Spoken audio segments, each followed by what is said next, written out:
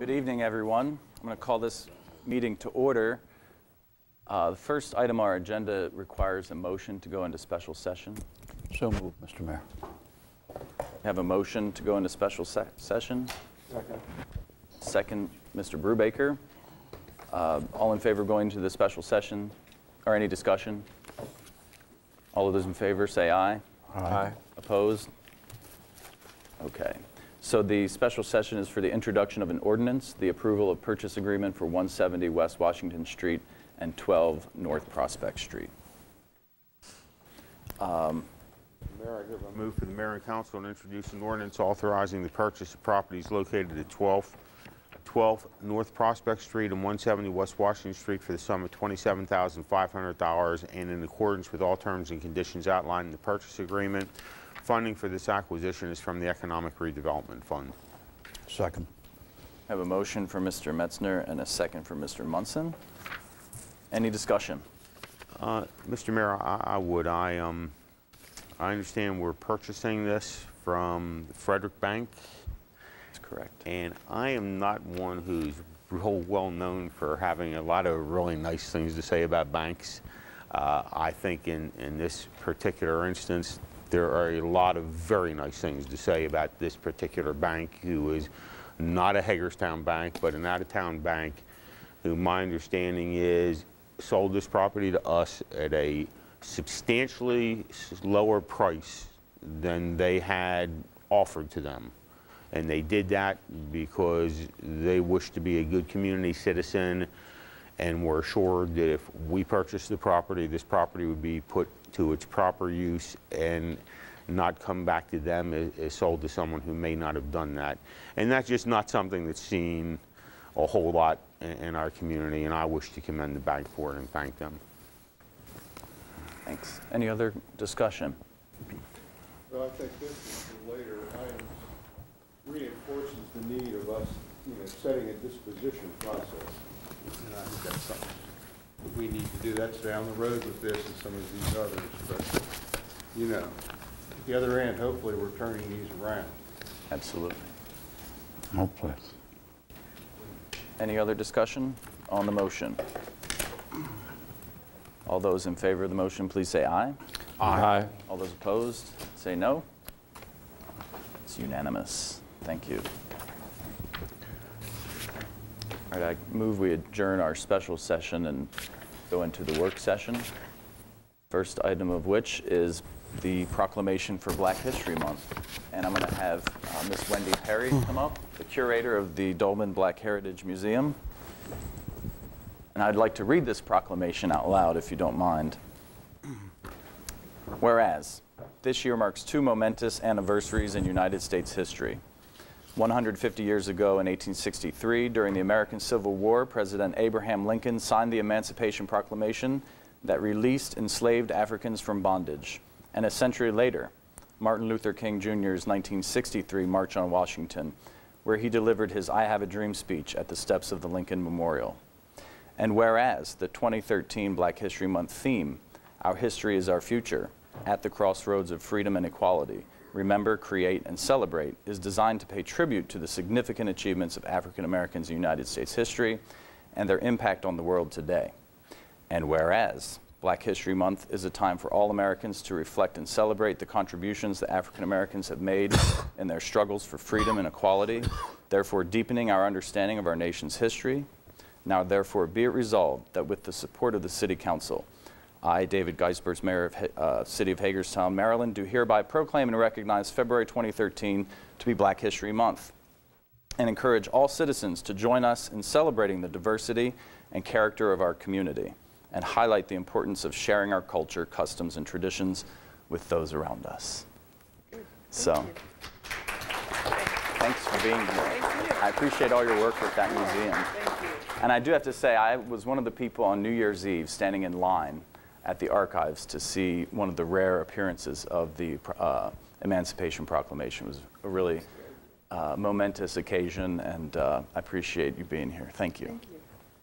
Would you like to say anything? Yeah, I just wanted to say that we are doing a special celebration at the Historic Maryland Theater on February 23rd at 3 p.m.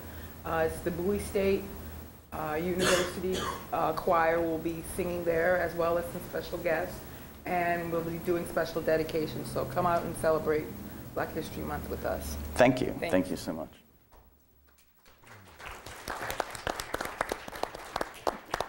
One more proclamation. It is also Neighborhoods First Month.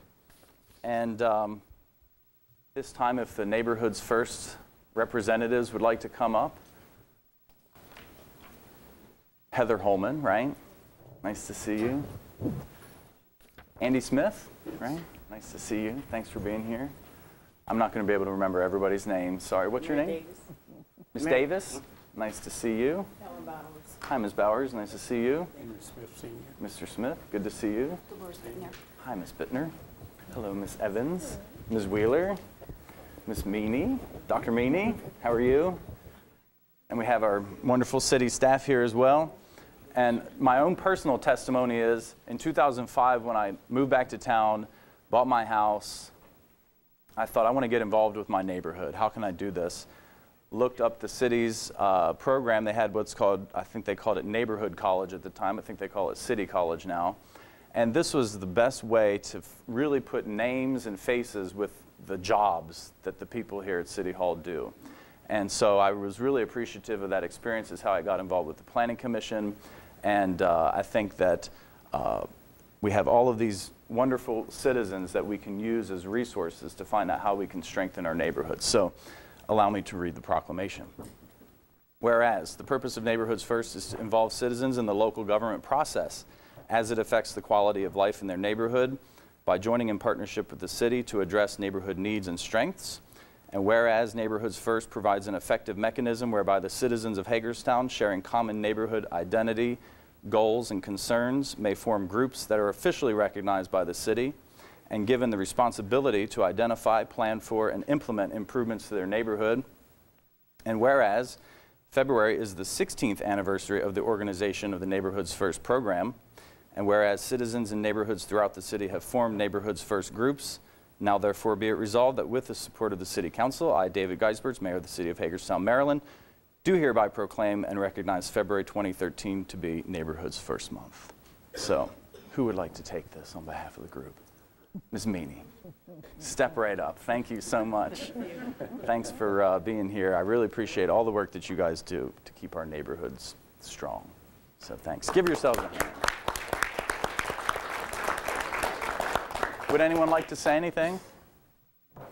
We thank you for your support, too. My pleasure. Keep up the good work. I would also like to thank Penny and I and Lou Metzner, who are sort of ex-official members of our group, for all the work that they're doing and keeping us plugged in with the city leadership. Wonderful. Thank you, Ms. Nye and Mr. Metzner. Anyone else? All right. Thank you so much. Show up to these meetings more often. We like seeing your faces here in the crowd.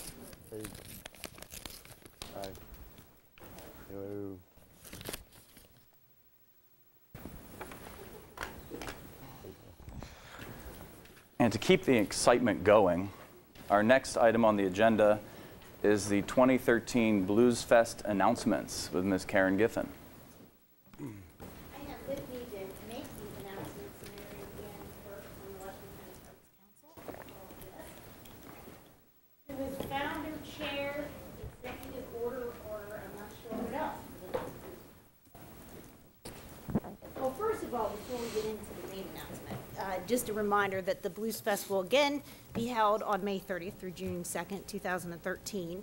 And the committee's working through all the details. Our sponsorships are coming out this week, and the Blues Bash will be held March 7th at the Maryland Theater. It will feature Moreland and Arbuckle. You can hear some compelling new sounds in root blues. The tickets are only $10. We have a number of sponsors with that. But I want to get into the main announcement if we can today. Not that that's little, because we want everyone to come to the Blues Bash. Each year, the Blues Fest Committee, partnering with the Washington County Arts Council, puts out a call for the poster artists for the Blues Fest. This artwork becomes the look of the festival, including program cover, posters, website, t-shirts, and more. The artist receives a small stipend and is featured at the month-long gallery exhibit at the Washington County Arts Council. This endeavor happened again this year. We had the most submissions ever. We had 48 submissions come in, to be exact. A small task force reviewed the sketches without the names of the artist. We never know who submitted them. The committee looks for a piece of artwork that embodies the theme of BluesFest and showcases music, diversity, talent, and of course, fun. The artwork needs to be adapted for posters, ads, and anything we need, website. After reviewing the submissions, one piece of artwork called Soulful Quartet stood out from the rest. As always, I went back and contacted the artist to make the sketch into a piece of artwork suitable for framing since the piece is raffled off. Well, what a surprise. When I contacted the artist, the committee found out that it was a senior at the Barbara Ingram School for the Arts. Please note that this senior was either born or 1 year old when the festival started.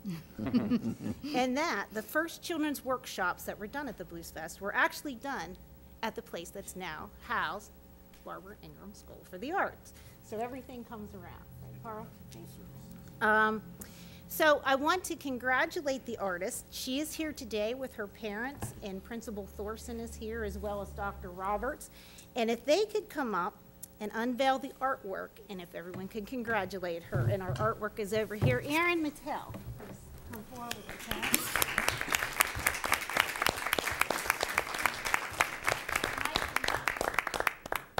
And Mayor, if you would come forward. Sure.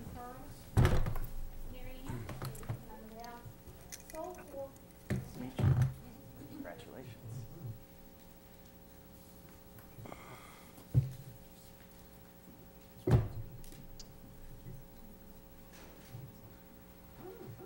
Drum roll, please. All right, I guess in 3, 2, 1, go ahead. Oh, goodness. It's okay, it's live TV. We'll recover. It's all good. Hey, that's a beautiful piece of work. There we go. Perfect.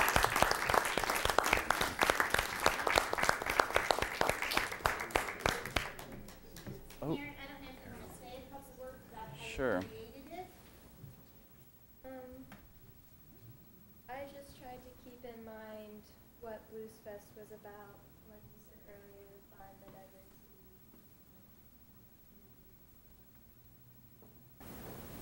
And Erin, I know you're going on, you're senior this year. In the first 4 years of the first senior class that all 4 years went to the school, do you want to say where you're headed? And I know you have an academic scholarship, right? Yes. I plan on going to SCAD, which is the Savannah College of Art and Design in Georgia. And I've already gotten an academic scholarship of $48,000 over the course of 4 years. And they're still reviewing my portfolio to see if I get an artistic scholarship as well. Very nice. Congratulations. Dr. Roberts and Principal Thorson, if you would, she actually made this a class assignment, so I didn't know if you wanted to say how you guys worked together as a class to do submissions. Well, we didn't work together as a class. The students worked individually, but the assignment was to design a poster for the BluesFest poster contest. And it was part of their AP 2D design class. So Erin has always been a really hardworking student and very talented, so it's a well-deserved honor. Very nice. And just to show you, now these aren't finalized, so we have to say that, but how it's adapting. This is the poster to date. There are changes being made. And then here's one of the t-shirts. They will be on sale at the festival to see how her artwork is adapting to everything. And of course, they've been in national ads with Blues Review and Living Blues, and our new website will be coming forward. So I think that it's really exciting to have the BluesFest in the A&E district, to have an art school in an A&E district, to have the Washington County Arts Council and Gallery, a new site, and then to have a senior at our Barbara Ingram School for the Arts. I think it's a very exciting day. Absolutely. Congratulations again.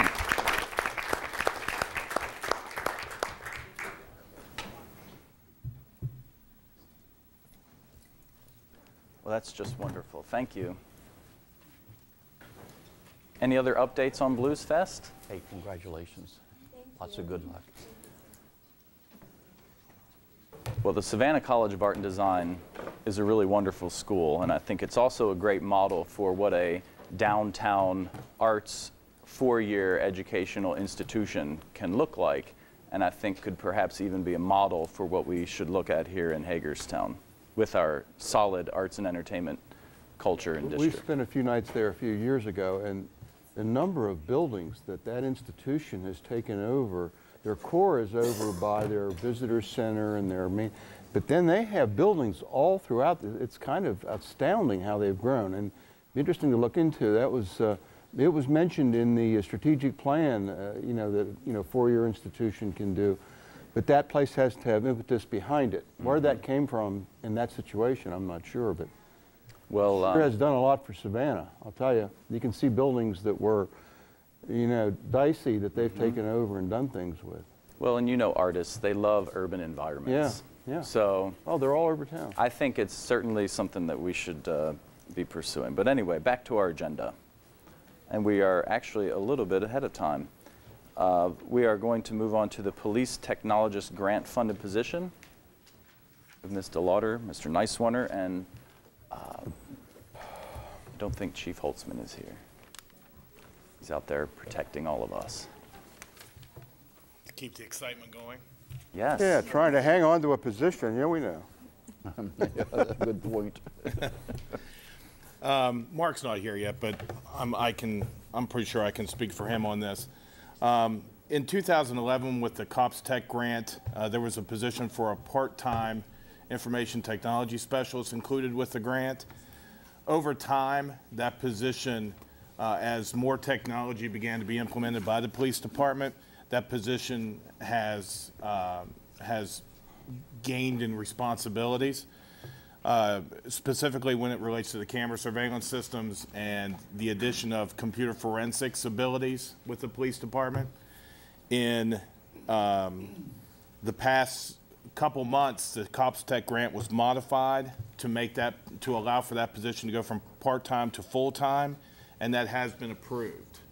So there is funding in the grant for this part-time for the part-time to go full-time through December 15th of 2013.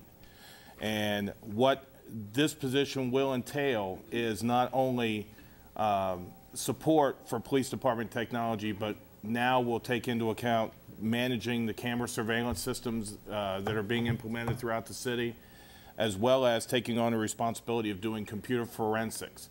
Why that's important is that for any type of forensics work that is done on a computer, hard drive analysis, primarily also internet filter, internet investigations as far as websites visited, that kind of thing, that has to be shipped out right now. That one, we will now be able to, through this grant and this position, be able to do that type of activity in-house. There are specific trainings and specific technologies that are used to do forensics, and that's all included in the grant as well. So what we're looking to do here is request that one headcount be added to my department, the IT department, through the end of the grant of December 15th, 2013. And then what I will do is I will request that position become a general fund position for the time in FY 13-14 from December 16th through the end of the year, and then, of course, going forward. I'm not asking you to approve that now. That'll be part of the budget process. Right now, what we'd look to do is to add that full-time position, fully grant funded, through December 15th, 2013. I think Chief Holtzman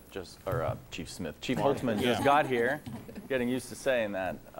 Come on up, Chief Holtzman. We're a little ahead of schedule today. And Mr. Nicewarner just got done presenting the position. I guess my question, you said just now that we're shipping that kind of work out. Is that to the counties? The forensics work. Yes. The county's forensic unit that they have? Who does the work now? It's a bit of shared for the cell phone work. Yeah, any of the technology the forensics. computer work, computers are the sheriff's department. The cell phone is the task force is doing the work on that. So, but the main computer forensics is all being, we don't have it in-house. We have to go to the sheriff's department for that. Okay. and they only have one person left over there that does it. They're assigned to other duties, so it requires them to come off their duties to work on these things. It just delays the investigation process, I would imagine. Yeah. Where does the individual who is doing this now work out of? Where's his location? The police department, Okay. Burhands Boulevard. Now, and the full-time person will continue working out of the same Yes, place? yes, Even though he's going to be on your pay? right, Okay. right. The COPS Tech grant doesn't renew, it's a one-time thing, because you're assuming it's going to be a general fund position, or? Yeah, the COPS Tech grant expires. We're on an extension period right now, so it expires mid-December this year. So this will be funded for the rest of this fiscal year, half of the next fiscal year, and then Mr. Nice was going to build it into his budget request for his division in the coming year. So it'll be half funded for next year. Will that then be part of the camera money? Since the camera money will go back into the general fund, and it is for police and for fire as far as public safety, is that how it's going to be looked at? Even though it's, trying to separate that out, it's going to be, Right, okay? right. Yeah. That would be an option Okay. that we'd have to, we'll just have to make sure of that, but that would certainly be an Okay, option. well, we're getting beat up pretty well Absolutely. here by somebody that had, Right. I don't know, sent an email in and how the money is supposed to be used, which we did say, and I had heard previously, public safety, and certainly this is part of public Absolutely. safety. Certainly is. So, it's just that item that we have to, I don't like to make, I don't like to spend other people's money when it comes to that, but I would say that would be something we'd approach yeah, the finance director with. yeah. Okay. Okay. Any other comments? Mr. Brubaker, Mr. Alshire? Fine.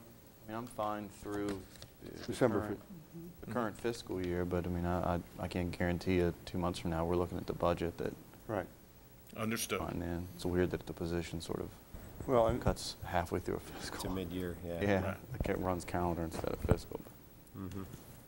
But still, again, if we're looking at camera money, and if there's money that's there and Yeah, this available, position would that's directly something that. support everything in our Correct. technology Right. grant, all of our Right. cameras, our computers. Yeah. When you think public safety, oftentimes we think cops with badges and guns, but somebody has to support all that's going on out Yes. there, all the technology in the Right. cars, the cameras on the poles, and keep it all up and running, or it doesn't do us any good. Yeah. So this is an integral part of what we're doing. And then the investigative angle of this, which we talked about with computer forensics, any given cell phone is just as smart as a computer was years ago, and it takes skills to work on those cell phones, and for search warrants that we might serve on a cell phone or search warrant on a computer, somebody has to have the skill set and be up to date to be able to do that. So this would support investigations going forward as well for our detectives. All right. Well, in case my mind should forget that, and there's a question about that, just please remind me what I said, okay? Yes, ma'am. We got it on videotape. Doesn't matter. You can watch it on YouTube now. Doesn't matter. All right. Tube me. So, okay, any other questions for our distinguished panel? All right, thank you. I agree. I think technology is, not only so much a part of our lives, but it also can be a big part of what criminals use to Oh, yeah. perpetrate crime. So it's good that We certainly do have a lot going on. so focusing on it's that. Very needed. Next up is the Pony League loan agreement. Rodney Tissue and Jack Miller.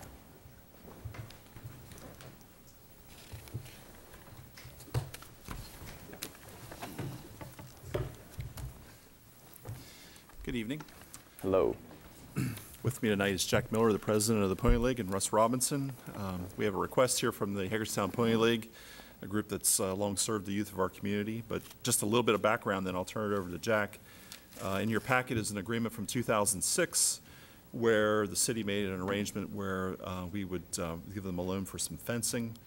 They've paid back $14,000 of the $20,000, and they have a request based on some things that they've dealt with over the last year. So, Jack, I'll just turn it over to you.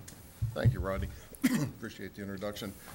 Also with me is Russ Robinson. He's our league treasurer. He's the numbers guy, so any questions he'll be, if I can't answer them, he can. But Mr. Mayor, Mr. City Administrator, and Council, thank you for the time that you're extending us today. You're running ahead of schedule, and we're going to try to keep you on schedule so you don't get out of here early tonight. Our request, as Rodney said, is for the loan that we signed in 2006 for new fence that we had to put up down at the field. It was put up for several reasons. Some of our other fencing was really in pretty bad shape, and we wanted to protect the stands and the foul ball areas. You know, these kids are pretty good now, and they hit a lot of foul balls, and they're really traveling. So we wanted to try to do some protection there. So we as a league thought, well, we'll go ahead and do this. Like all organizations, we're faced with a lot of expenses last year. Our biggest, without question, our biggest expense last year was taking care of our all-star teams, which the 13-year-olds, as you may know, went to California for the World Series, and our 14-year-old all-star team was eliminated in North Carolina. Our all-star teams travel. Our 13s travel the whole time. Nothing is played here in Hagerstown. It's Pittsburgh, and then wherever the World Series is, where it's going to be held. And the 14-year-olds can be anywhere. They can be in North Carolina. They can be in Rhode Island, Massachusetts. We never know. Just depends on how it works out. And the World Series is in Washington, Pennsylvania. What we're asking for is forgiveness of the remaining part of our loan, so that we can go ahead and put the money that we raise back into the kids, so that we are able to send them out of town in relatively good style, and also to continue to run our league. I have a couple other items here that I'll just mention for your information that are not included in the report that you have in front of you. But the insurance that we have to carry on the players, which kicks in when the parents' insurance doesn't cover, or if they don't have any insurance. So that costs us $2,800 a year. Our umpires, this is going to, maybe I'm in the wrong business right now, but our umpires were $12,500 last year, which is a substantial amount of money to pay these individuals. And our general equipment, which is our uniforms, our baseballs, and so forth, we spent $17,000 on that. So all of our money that we spend at the Pony League that we raised, goes back into the Pony League. It goes back into the kids, and we're really in I'm going to say pretty bad shape. Let me just get these open here. Right now, the league, we're $8,000 short. Yeah, short. Yeah, and of that $8,000 is the money that we owe to the city from last September, and one of our managers was kind enough to put $5,000 on his own personal credit card in order to keep our 13-year-old team on the road last year. So it's a substantial investment. We're having a difficult time trying to keep up with everything. The economic times are hurting us, and our costs are increasing at a higher rate than we're able to raise money. It's a very, very difficult thing for us to do. We work hard at it. We really do the best job that we can, but we're at a point now where we need maybe a little bit of assistance, because we want to continue the Pony League the way it has for the last 40-plus years and provide this service to the Washington County and to the city of Hagerstown. Probably maybe 70% of our ball players come from within the city limits. So we want to keep this as a viable organization for the young men and women. Whenever occasionally we have some ladies play, but we want to keep it viable. We want to keep it going. We don't want to see it fall by the wayside, and we don't want to lessen our service that we offer to the community. We want the kids to be protected. We want them to have good uniforms, and we'd like them to go out of town to play baseball in style, if you will, decent motels, decent food, and so forth. So we will answer any questions that you may have today, but that's our plea. Our plea is to have the remainder of that loan forgiven. Which, just to be clear, is $6,000. $6,000, excuse me. you men are both volunteers, right? Oh, yes. I knew that. How long have you been doing it, Jack? I've been doing it since 1986. 86. And Russ, how about you? 76. Huh? Yeah. So that you assigned this. Yeah, my son went through the Pony League in 82, 83, and after he moved on, I watched him play at the Colt League, but I got involved, you know, down at the Pony League, and I've been there ever since. Well, thank you. And I'm speaking now, I know, on behalf of the entire council. Thank you very much for all those years and years of service. I'm sure it hasn't been easy. I assume that the economy being down is one of the things that's hurt your fundraising ability. Yeah, fundraising, and also a big driver for the Pony League is our concession stand. And we just, with the numbers, you know, support the fact that people have spent less money at the concession stand than they did last year and the year before. And we just, I mean, the quality of our food and service and so forth has really remained the same. What we just attribute to the decline in our sales is for the economy, and also trying to fundraise. You know, it kind of all trickles on down. Can you, are you all permitted to put advertising signs on your fence? Yes, we are. Well, that might be one approach you want to think about. And we have talked about that, you know, just at one of our last meetings, to do exactly that. I guess along those lines, and I too appreciate, and Councilman Munson's right, I think the whole council appreciates the work you put in. It's an activity, it's a wholesome activity when a kid's in the key time of life when there's lots of other temptations, and we all understand that. But as a practical matter, how are you going to, this would eliminate what I read is about all of your current deficit. But how do you keep it from happening next year, and how are you going to cover it next year and the year after that and the year after that? That's a fair question, and when we have our meetings, we talk about that. I spend a lot of time talking to Russ about that very subject. What we do is we hold a bonanza, we hold a raffle, and we are in the process of getting a committee put together of individuals who are not going to be members of the Pony League.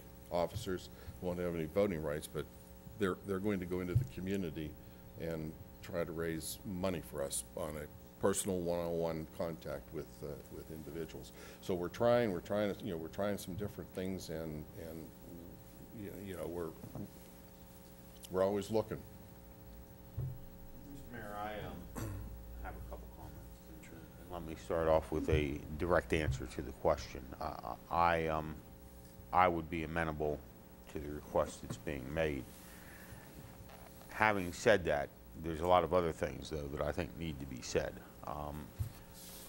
I have nothing but fine things to say about Pony League, and I thank both of you for everything you've done there. Thank you. And again, I reiterate that I do not oppose what's being requested here. The problem that I have, and I think and the reason I don't oppose it is I'm much more inclined if it's Pony League or if it's Little League and they're coming to us with physical improvements needed to the location, capital issues, I find that I can deal with. What I think we need to discuss, and before it comes to us after the fact, we should have a policy. I do not support, however, and I know indirectly I'm supporting it by saying the 6,000, but I do want to make this clear. I do not support city tax dollars being put forward to contribute to travel, whether it's the Little League World Series or it's the Pony League World Series, because what we haven't heard is the girls softball teams. We have girls traveling softball teams, travel all over the country, all ages. God knows what the hockey teams do and swim teams do, but there are a lot of youth athletic teams that do substantial travel. And I think a decision has got to be made by parents in league can we afford to send our kids to these locations or can we not? But I will tell you now, if someone comes to me and says we need $10,000 to send our kid to California to play in a Little League or to Williamsport, Pennsylvania, you know, there's a lot of things that we need to send our kids to if we had our choices. And so I, for one, would just say as a policy, I would not support that. I support the request that's being made, even though I understand that someone can look at me and say, well, geez, the only reason they can't pay this back is because of the travel expenses, and if I had to do it, I would have made it the presentation that way. But I understand you're being nothing but honest about it.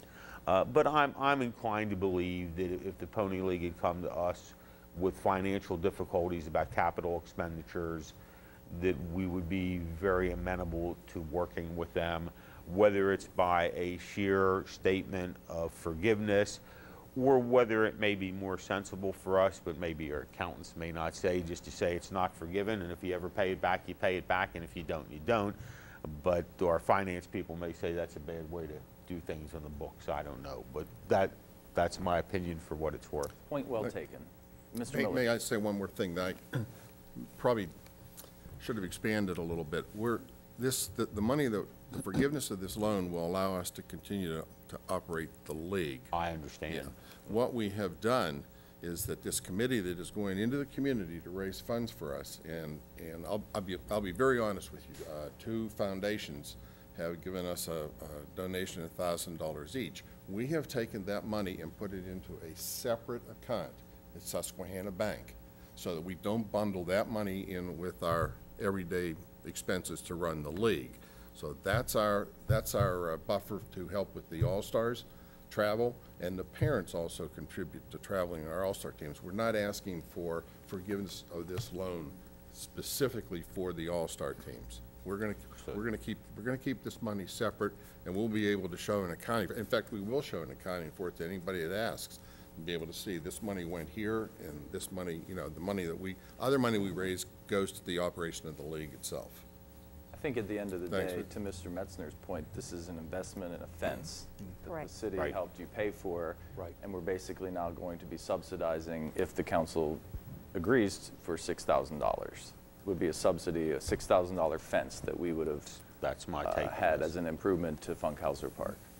And I think part of that fence, too, was added on in the back because of the homes that were back there, because there was complaints coming in about balls being hit, too. I think when this whole process started. And again, the fence was an improvement for. Right. Yeah. And it should be noted, baseball was probably being played there before the neighborhood was built behind it. Oh, yeah. So. Well, maybe not. I know, some of the homes were still there, but not as close. Not as close. Yeah, because my brother played there. Yeah. Do we not have loans to the hockey operation? Yeah, you're going to hear about that in a little while, actually. But about 3 steps down, you're going to. Yeah. Oh, well, I just thought I'd raise that. In the parks area, the only other outstanding loans we have is with the Hagerstown Fairgrounds Softball Association. They have 2, and both were for field lights. They are current on their payment on the first field, and they haven't started making payments yet on the second field, but they're current on the ones they've been paying. And that's running pretty historically very smoothly, because you have men that are willing to pony up and pay the amount to belong to those softball. Okay, I mean, there's money there. And as far as hockey, the ice rink suffered for a long time. I sat on that board. The city had to subsidize because it was in major trouble. Right. It's still. That's the only loans we have. Well, let me just make a comment too, an additional comment. The teams that have played there for many, many years have brought pleasure and fame to the citizens of Hagerstown, a lot. And we've been proud of them many, many times. And the facility itself is a place of history. I can remember as a young man when former Councilman Brownie Funkhauser and a guy by the name of Milt Lushball and some others used to be the right field gang, I think, and they were down there at every game every night. And that was even before your time. I wasn't going to say that. I can say it. There you say it. But I'm more like Steve Klein. Any other comments but on Marty this? remembers. It seems like there is consensus then to forgive the Mr. Alshire. Just real quick, because I don't agree with the majority of the group. I think that, you know, when you read this agreement, although there is clearly indication that the property ends up becoming the city's, you know, there's an obligation that we make, frankly, to the taxpayers when we enter into those agreements. An obligation that I think we have as elected members that represent them. And so I think that for me, the extent of compromise, because I certainly understand the impact, you know, from the presentation of the expense you incurred last year simply because of the successes of places that you traveled, would be an extension whereby you would pay back to the city over the next 6 years $1,000 a year. That's the level of compromise that I could agree to because I think that it decreases that impact of immediate obligation.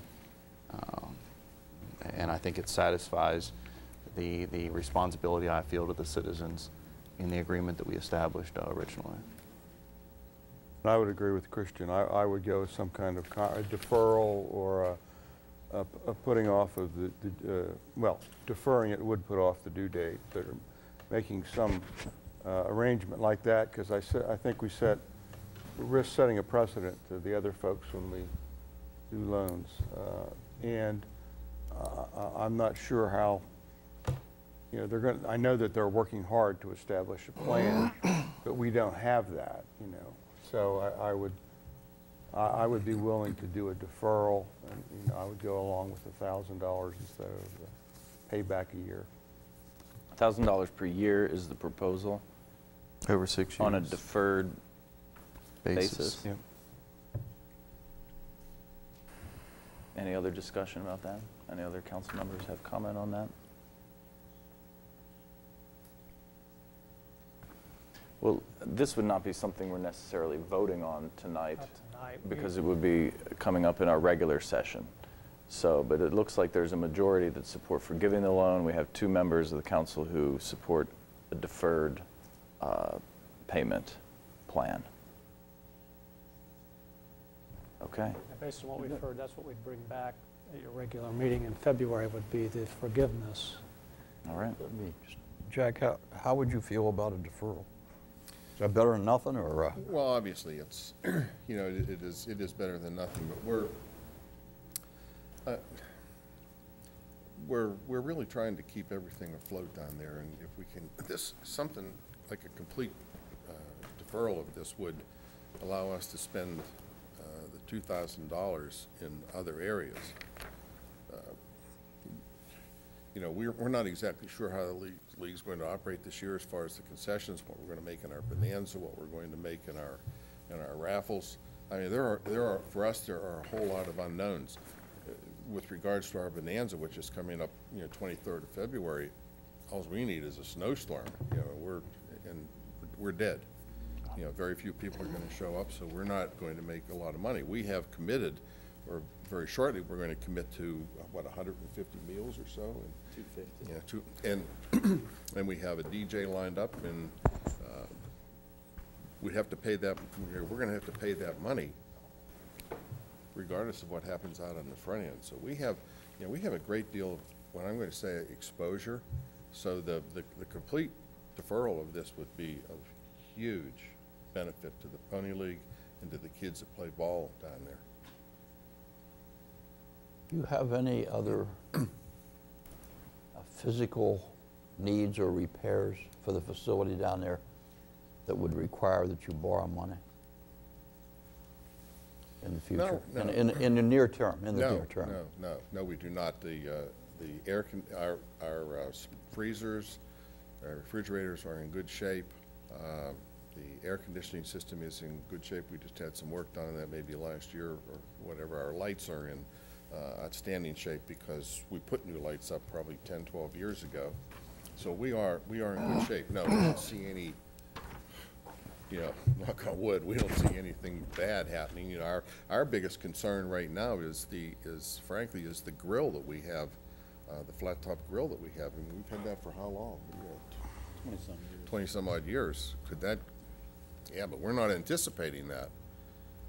It's good to go. Yeah, but we won't be back here asking for money for that. Thank you. I certainly appreciate the desire to have a policy where we're not supporting specifically teams to go traveling, because again, you know, it creates a slippery slope where the city is always being asked to support traveling teams. In this particular case, though, I see this more as along the lines of what Mr. Metzner said, as a capital improvement that in a city park. So I think, personally, I mean, not that my vote matters in this case, but I think that the loan should be forgiven. I think we do need to look at, because other organizations use our public facilities, and we probably should look at, if we're going to enter into these agreements, is it realistic to begin with to expect that nonprofit organizations are going to be able to completely pay for improvements to our parks? So I don't know if that's something we want to have a further discussion on at a later date, but. Well, I think that all depends too on who the individuals are that are playing at these parks. When this is involving kids, and most of the families today, there's not a support, and I know that. You know, they go to the ballpark now with lunchbox in hand, and that's the way that it is. It's cheaper, much cheaper. But as far as your adults that are using the fields, there's money there. They're paying. They're paying to be able to go there. I don't know, what's the policy now as far as playing down there? Do you have to charge a child like you do at Little League any longer? We hadn't for a number of years, but we do now. Yeah, yes. yeah, because I know with the Little League, I know when our kids were in, no, it was not heard of, but now you have to. We held off. And then you really stretch to see, just like paying umpires. I mean, that's how it has become. But for most of the kids here in this town, that is their avenue in the summertime. That's what they look forward to.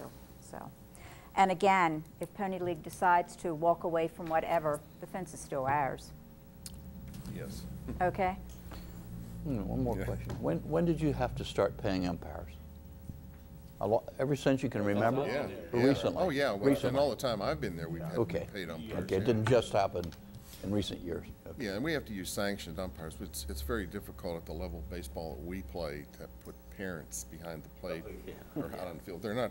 Forget about it. Can't. Yeah, you have to be really qualified to. Right. You know, as a high school sports official, I can tell you at this level, and it costs money because until you get your schedule and you realize how many hours you're spending behind that plate and dealing with it, you have to pay them. There's no way else to do it. I'd like to add one more quick thing that, as far as to Lou's point about capital improvements. We put the lights up some years ago, and I don't know, some of you, well, the newer members may not remember that, but we borrowed $50,000, we paid it back. The lights are there. Times were a little bit different back then, but we did, you know, we put the money back into the physical plant down there, which is the ball field. Okay. Any other discussion? Thank you very much. Thank you. Thank you. Good luck on your fundraising efforts. Oh, thank you. Thanks. And your financial.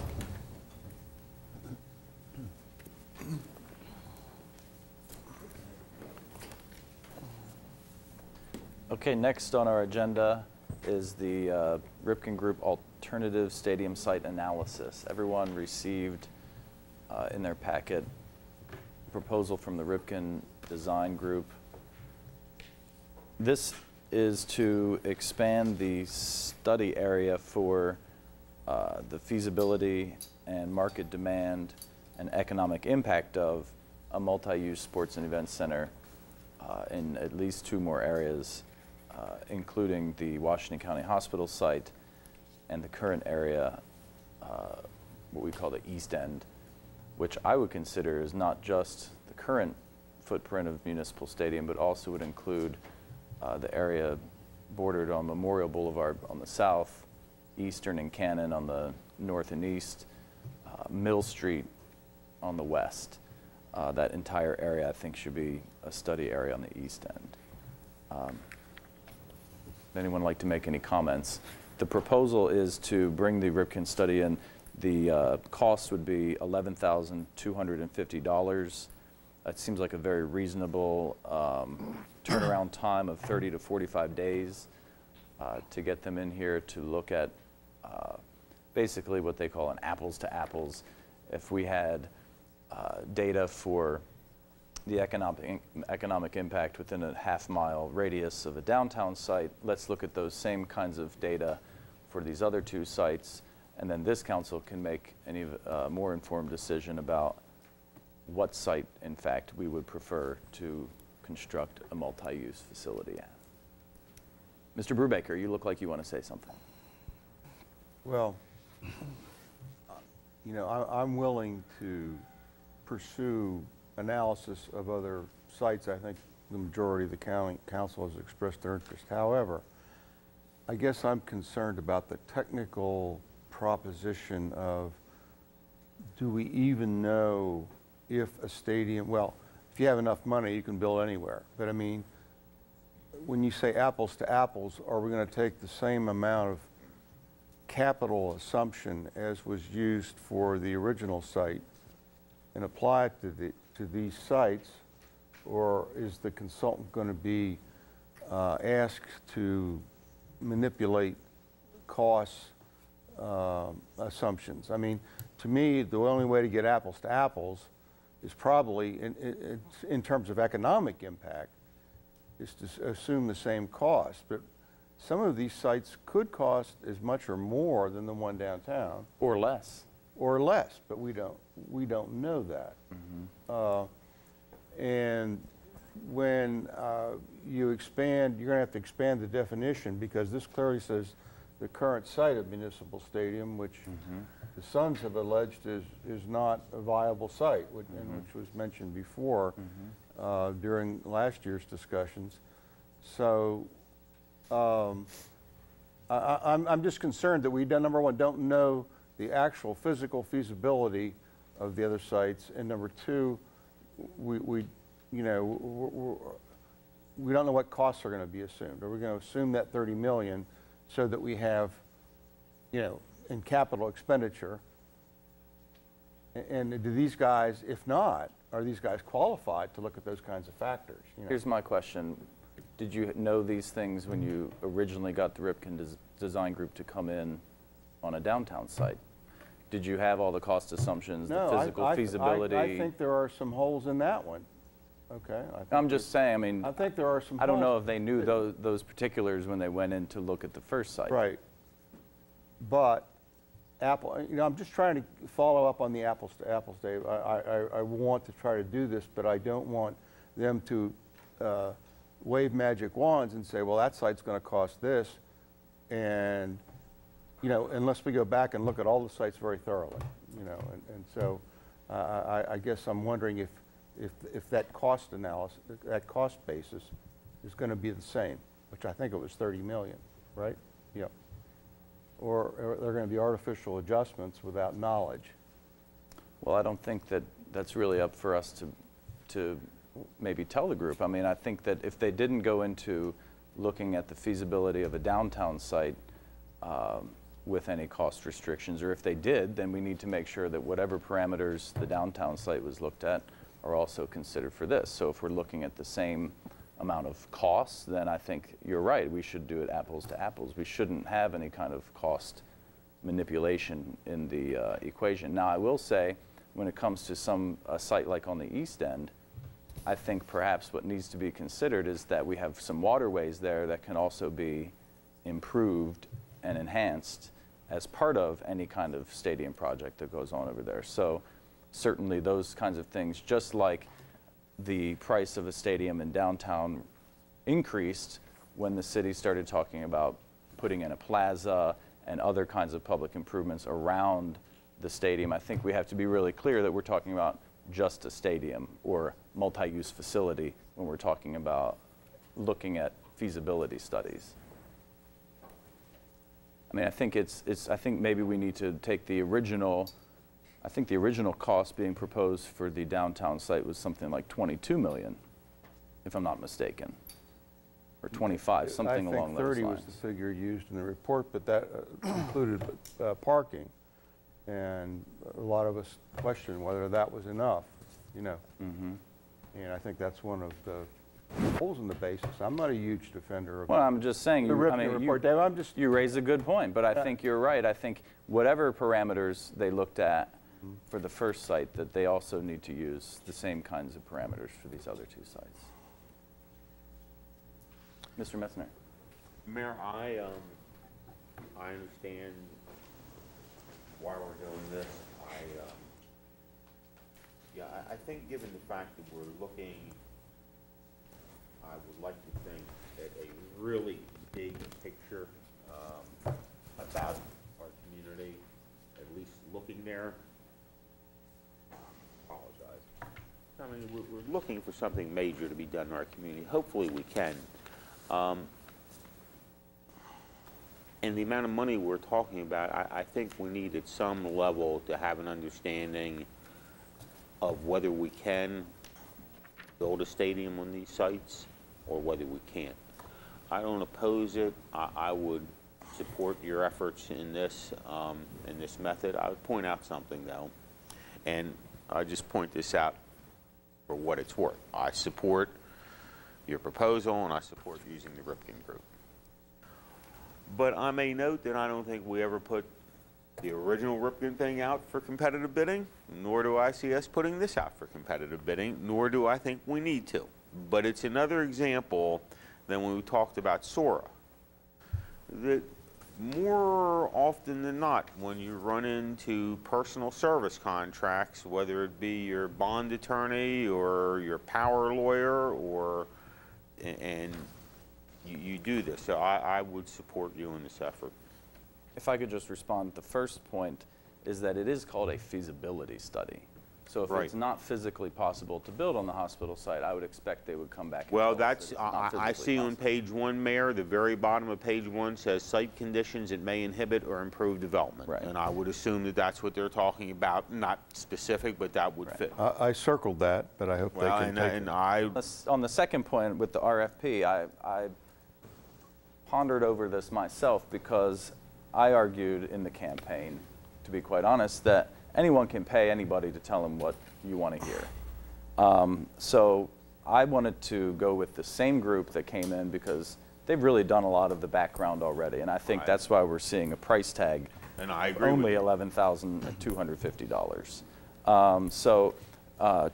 And that's to your point about the RFP. I do agree that, you know, certainly we could have gone through that process. I don't think we had to in this case. And I agree. And by the way, on your point of anybody can tell you what you want to hear, now you're on the inside along with us, so you're able to at least address the same thing that I know I tried to address, and I know our council felt the same way, and that is to look at the Ripken Group and say, don't tell us what you think we want to hear. Right.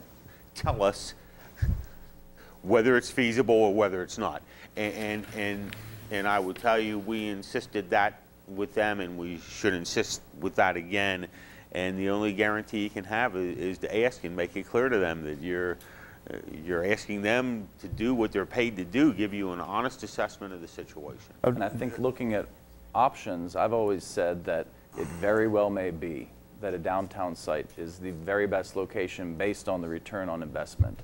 But we wouldn't know that if we don't compare it to other sites. So I think that this is a step in that direction.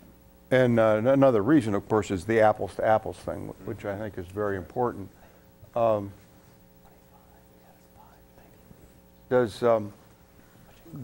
other question I had, and pardon me for taking up, I'll be done soon.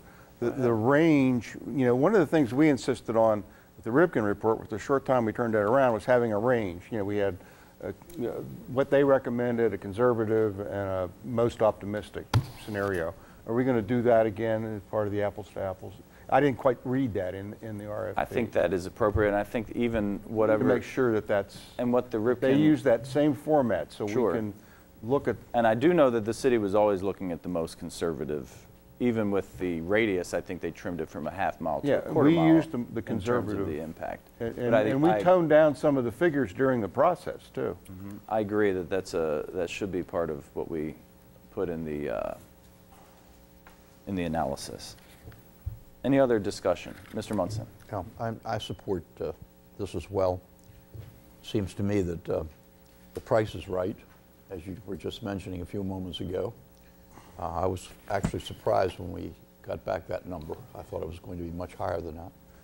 But not only that, it seems to me too that the last council chose a Ripken group because it had confidence in it, and probably because it's the best group to do this kind of a study.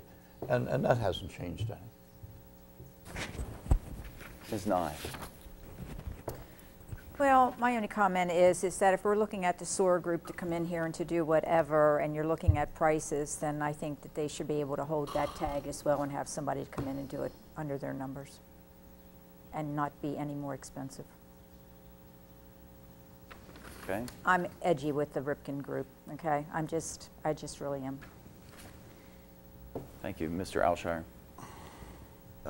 The context of the document appears to suggest that what is being proposed to be done is that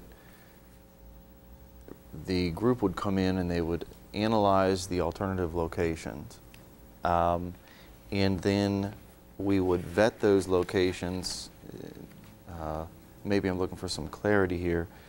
We would vet those alternative locations to the proposal that has already been completed.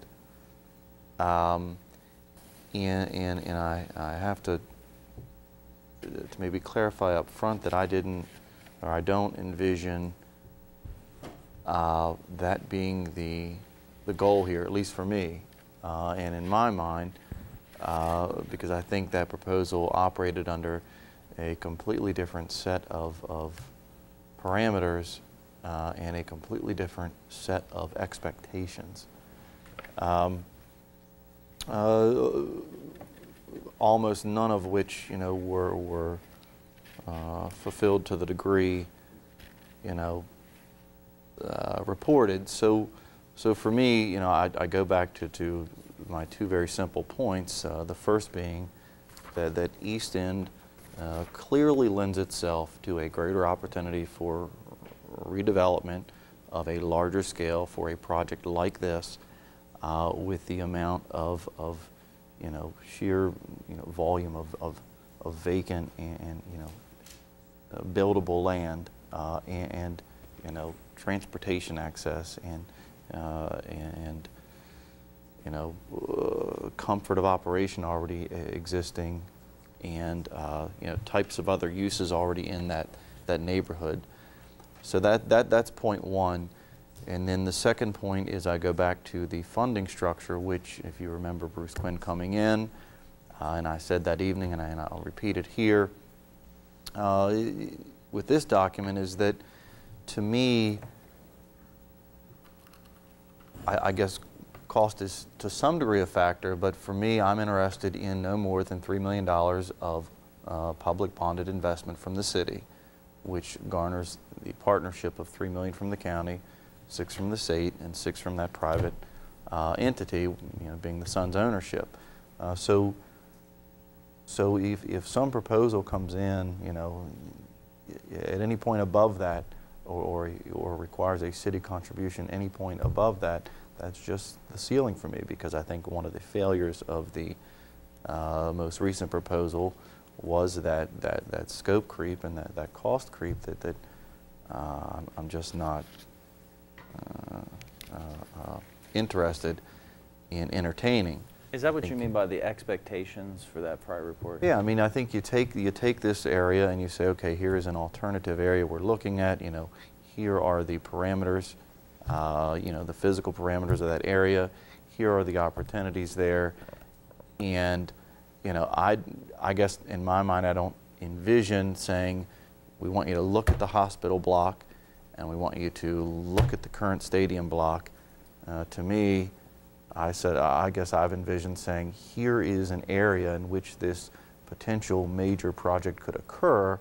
Tell us the most optimal location within this area in which that could happen at the most optimal cost, so that we understand that and how things would But it sounds like you've built sort of around. made up your mind that the east end is where that should be. You don't really need the study to I tell think you if folks want to talk to me about entertaining the downtown location, I think that that's a useless conversation because, you know, after the sort of the 5, what I would call significant points, you know, that I learned following the election, you know, I don't think that that's a positive conversation I'm willing to have. Other discussion?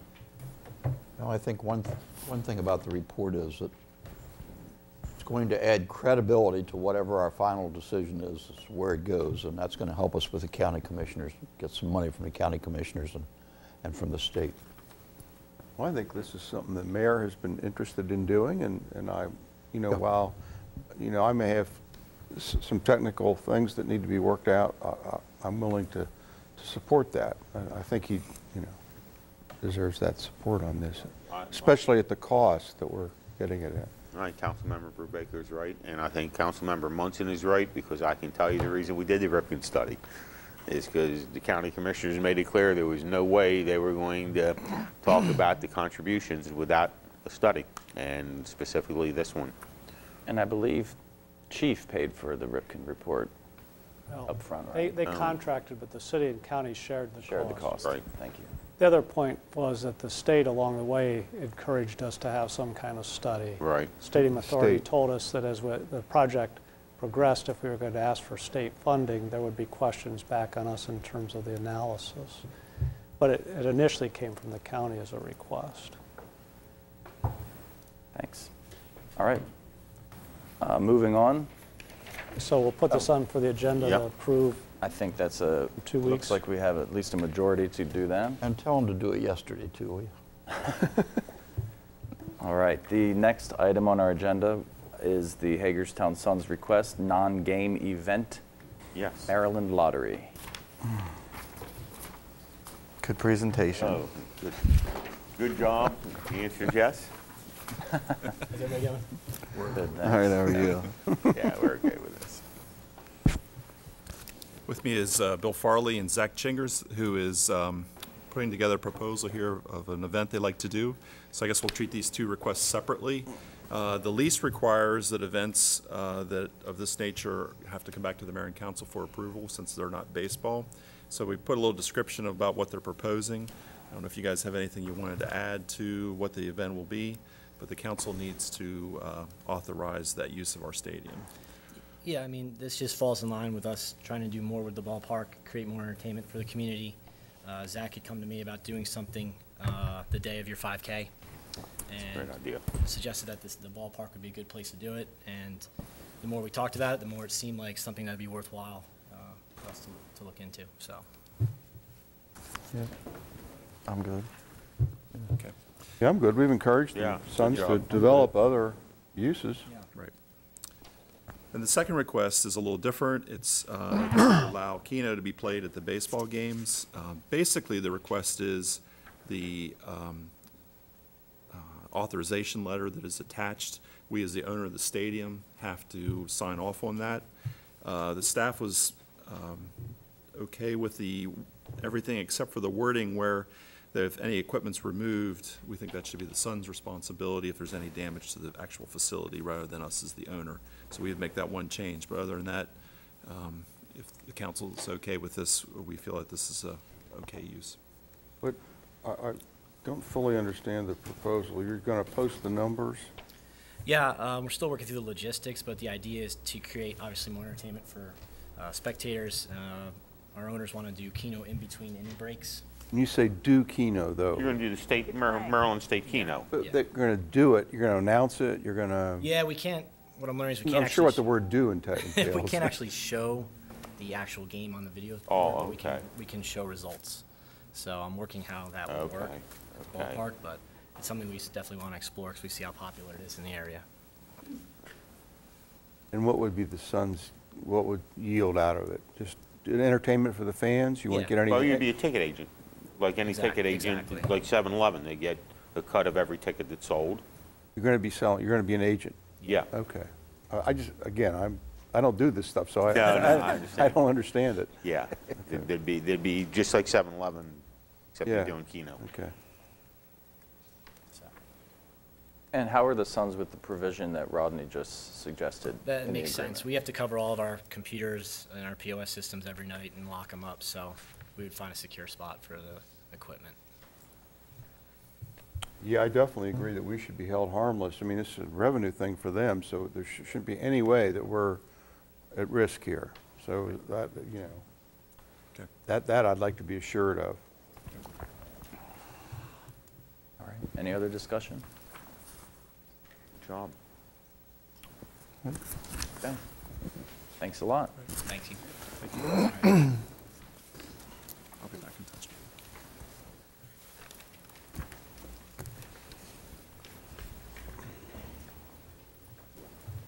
Now, I realize we're about 15 minutes ahead of schedule, so if we... Here. Oh, we have everybody here? Okay, great. Hello. Hi, how are you doing? Fine, how are you? Okay. You want this? Let's let you do it. Okay. Okay. Go one. Very good. They're not just good at forechecking. No. Now, I do know hockey. I may not know Keno, but I know some. And this is the 2012 Hagerstown Ice and Sports Complex Annual Report. We have Kim Rodenberg and Mr. Jim Blaylock. Yes. with us. Well, just as a little bit of a background, it's hard to believe, but the ice rink's 16 years old now. And it's always been owned by the city. It's always been operated by a group that we've made arrangements with. The current group that is running it since 2007 is the Hagerstown Youth Hockey Association, of which Kim and Jim both represent. So they've been running for about 6 years. We've had solid reports every year. And the lease, I should say the operating agreement with them, requires that they come in every year and give a report on how things are going and just to check in with the mayor and the council. Just three things I wanted to mention quickly before I turn it over to Kim is that last year the original mortgage on the building was paid off, which was $1.2 million. So that part's paid off.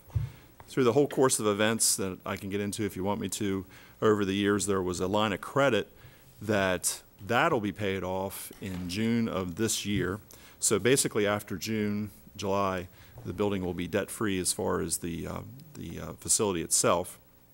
And then the operating agreement that we have with these folks expires June 30th of this year. So they're interested in renewing that, and if this body is, then we'll be back later to discuss that. But that'll come out in your presentation more, so I'll turn it over to you. Good. All right. Good evening. Hi. I wanted to give you a little history about HYHA. It's been there as a travel hockey program since probably about the time that the rink opened. So we've been a user group for many years there. Prior to us taking over in 2007, the business model was basically a 9-to-5 business model, which most of the time the rink was bare because kids were in school. There were loans that the city made multiple times, I guess, to rescue the rink from the different management companies that operated the rink prior to us. When we took it over in the one-year trial period, we also took over the payments on a loan that was left by the previous management company. And we continued to pay that loan until June 30th of this year. So we have been making the payments through the city on that. We've gone to a 3 to 11 business model plus weekends, and we have filled all of our ice slots as of this year. It was a goal last year to fill all the ice slots from 7 in the morning on weekends until 11 and 12 o'clock at night. And we have done that, and we are loaded from 4 o'clock until 11 sometimes at night during the week. We've made numerous improvements to the rink, and I'll be talking about a big one that we're working on right now. And as it said before, we are paying on that loan. The current operating agreement does end on June 30th, and we would like to start renewal next month if we can. These are the 4 primary user groups in the rink. We have the travel hockey program, which are your 6 to 18-year-olds, adult hockey league, the North Stars, which is the high school county league, and then we have the Hagerstown Edge Skating Academy, which is all of our figure skating. And here's our usage and sales for the past year, calendar year. Public attendance. One program that we added last year was the Schools Outscape for the kids when they're out of school. It follows the Washington County Public School schedule. Why does it drop off in February? Is there Just your programs aren't running? Actually, the reason it dropped off in that February was because we had the Delaware Valley Collegiate Women's Hockey Tournament on President's Day weekend, and we gave up three of our public skates, which make about $2,500 to $3,000 a session, in order to bring them in and give some business to the businesses in the area. So they stayed here in our hotels, and they used our restaurants in the area, local restaurants. Could you speak up just a little louder? It's Okay, hard to will hear do. you up here. Thank you. Okay. And these are our figure skating usage numbers. This includes freestyle and all of our Learn to Skate programs. Next. And the youth hockey rink programs, I believe these are all the internal. This is not the travel hockey. It is kept separate. But this is the internal programs, which is our Learn to Play, pond hockey, and basic hockey skills. And the y-axis is the number of players? Number of players, yeah, in all three programs. And there's the income. Basic hockey skills was actually added as a new program last year, which teaches the kids how to skate. The adult hockey programs, I believe this includes everything but HHL. This is everything but HHL, so this is the adult drop-in. The new program that we added was for Instructional League and the C League, which were all added last year. And this is the income from those. And the seasonal fees happen to be the Hagerstown Adult Hockey League. This is to show how they feed in. Yes, they feed in. That's how we do it. Most adults will start in the drop-in, and then they'll move to the instructional, and then move up into the leagues, where, depending on their competitive level. Next. So anyway, these are some of the basic ring programs that we just discussed. We also added a women's hockey team that will actually enter the Maryland Women's Hockey League starting in August for the new season. We are also bringing in an international Czechoslovakian hockey camp to Hagerstown. We signed a contract with them last month. They will be here the last weekend of July, and we're hoping to make that an annual event. We also have the FCA camp that comes in for 2 weeks. They started out with 1 week, and they come in for 2, so July is booked with camps. What's FCA? Fellowship of Christian Athletes. Sorry. Next. This is income and expenses from January to December. Any questions about that? I think I'll let Jim explain this one. Yeah, I mean, the other one you noticed over 2 months where the expenses exceeded the income by quite a bit. And actually, that is the capital expenses for the major improvement that we've been doing on the rink. And if you change now, Rodney. Actually, the net income for the year without capital expenses or improvements on the rink is $64,000. This year, we actually spent $126,000 on the major improvements, which, when they built the rink, there was about 1/5 of the floor area that was left completely unfinished. It was just rock and gravel, not even concrete or anything in it. And that's the area that this capital expense is actually building out now. We went through the architects. We got plans in place to work. So we're putting in new locker rooms with showers, some storage facilities, which the rink has never had before. And there's also a weight room on the lower level. And it's built with the engineering in mind that the full upper deck of that can then be built on top of. And so our net total for the year appears to be 62 in the red, but actually we had that money saved from prior years. So I don't want you to think we're operating loosely or anything. We had that money set aside for this program, and it just happened to be this year that we were able to pull the trigger and do it. And so this is the next slide. The capital investments, we have installed security cameras in the rink, and more are going in. We've also overhauled both of the dehumidifiers that are on each end of the ice. One of the expenses that we would like to do this year is to replace the lights which were installed in 1997. They're not very energy efficient.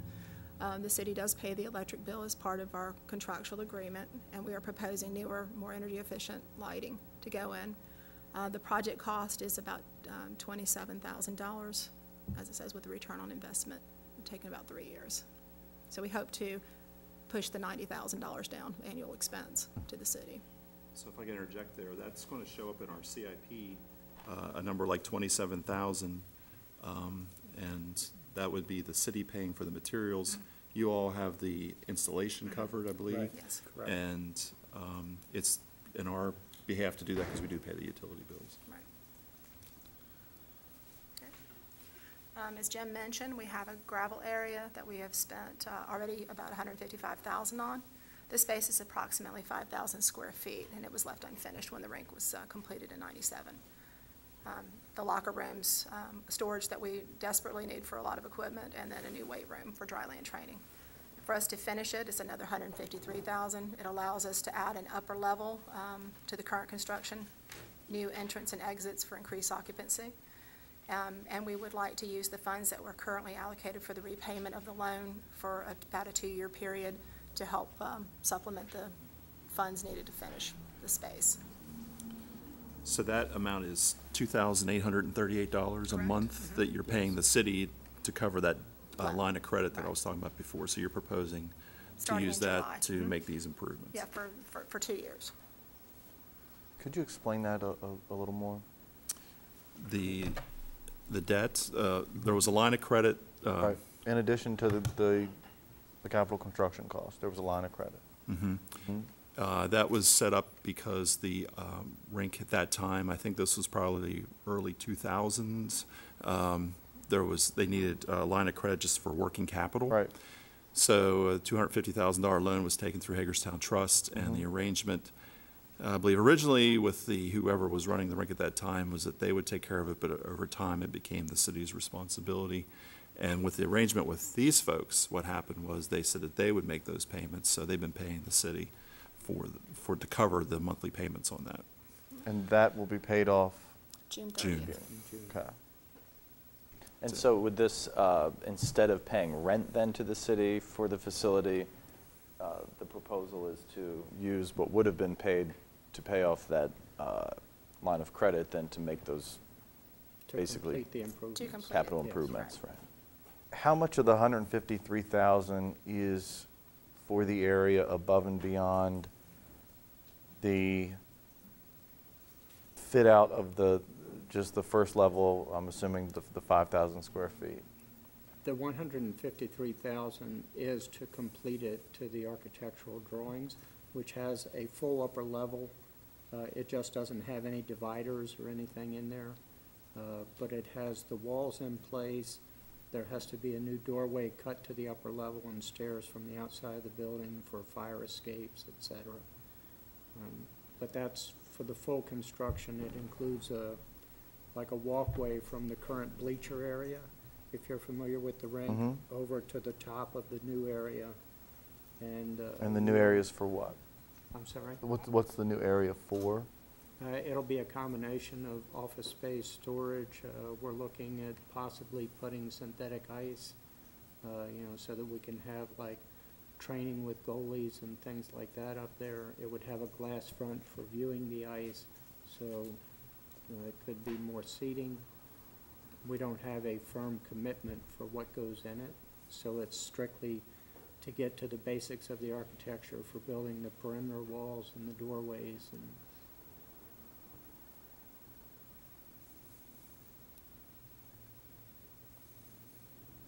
And it would only be for a 2-year period that we'd be asking for the funds.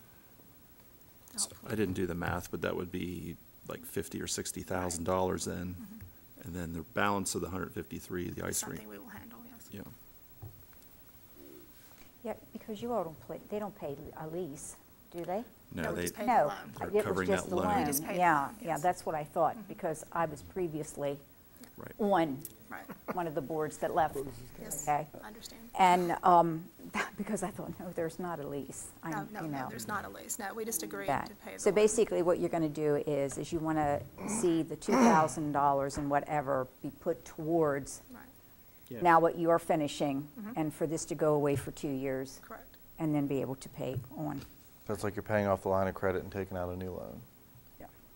Essentially, Yeah, we're essentially. just, the money we were using to pay the loan for the Right. previous people, we'd like to commit that to completing the construction inside.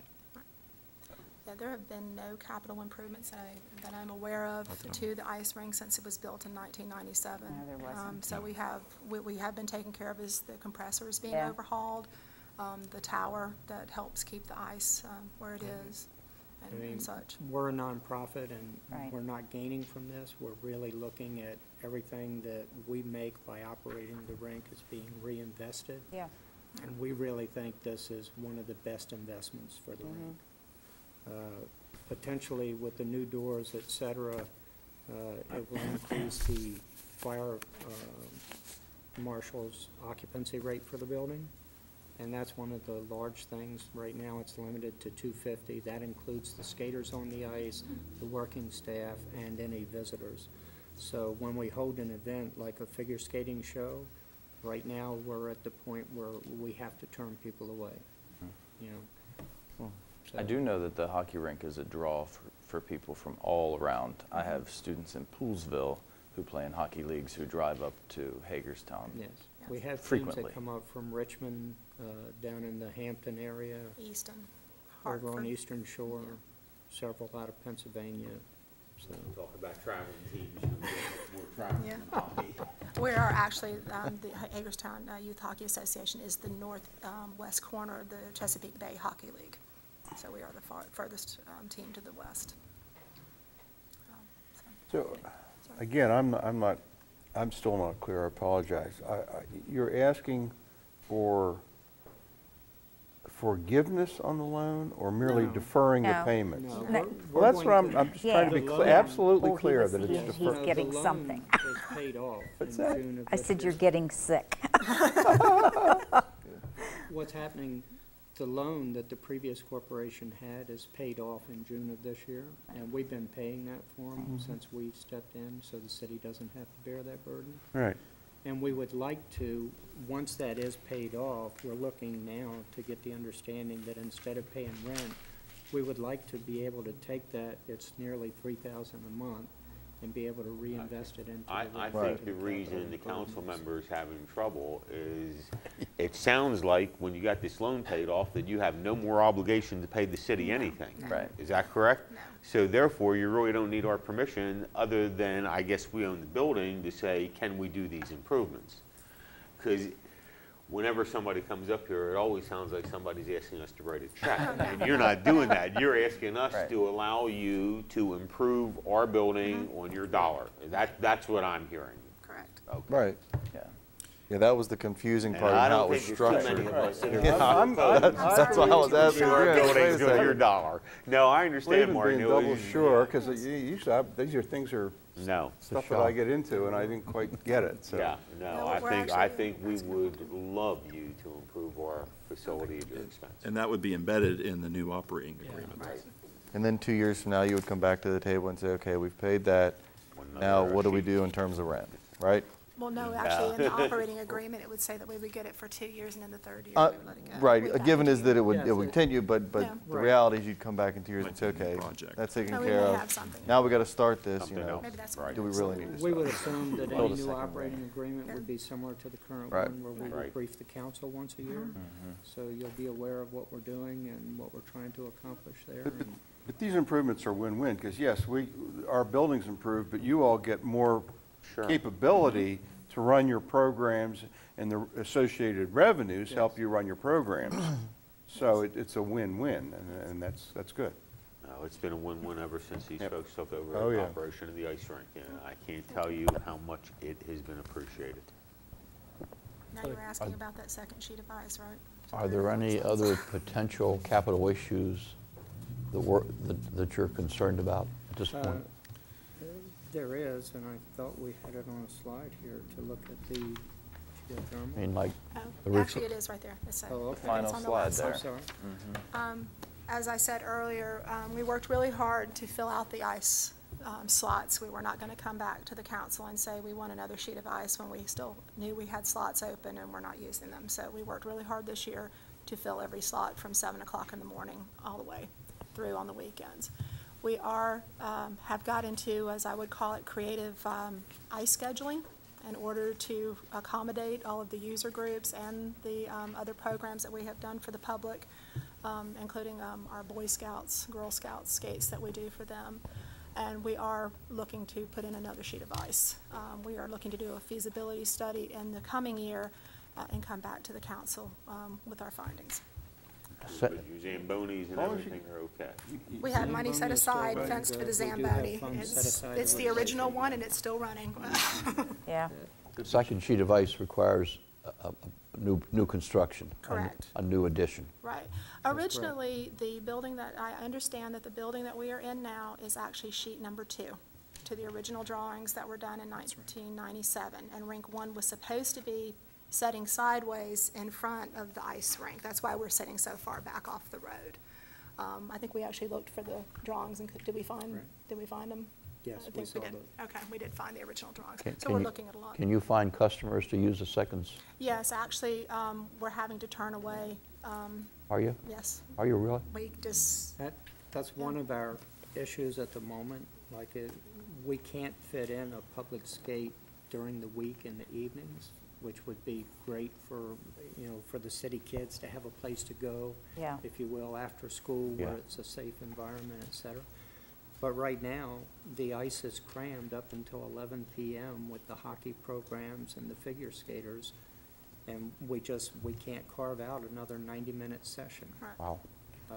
And that's Congratulations kind on of the issue. success. I mean, it's a great problem to have, don't get me It wrong. is. But where we were going with that, we've been looking at a company that we learned about out in the Midwest who specializes in ice rink work. And they currently are modifying existing ice rinks where they come in, they take all the details, et cetera. They look at exactly what's being spent in utilities because they are very high in utilities, I'm sure all you know. And what they do is actually, they started this with the bad economy, where they come in, they do the analysis, and they contract to basically update the rinks to all geothermal equipment, LED lighting, et cetera. And it's a guaranteed return on investment where they come in and do the front work, and you basically don't pay them, and you sign a contract that, like your current utility bills, that's what you'll pay them over the course of so many years for the work. So it's like it's almost like it's a you can't lose. In other words, if we were paying $25,000 a month now in the gas and electric for the ice rink, they would give us a plan that $25,000 a month, they'll come in, do everything, and convert us to a new facility. So that's what we would like the council to do, is to allow us actually to get this company in, look at everything, and do a real feasibility study with them, where they can tell us exactly what it takes, what it costs, and then bring that information back to the council. Well, this is a little tongue-in-cheek, but do they build stadiums? Well, I don't think they have any experience in baseball stadiums, but we could ask. And just so there's no confusion, at least from me, I'm not interested in publicly financing a second sheet of ice.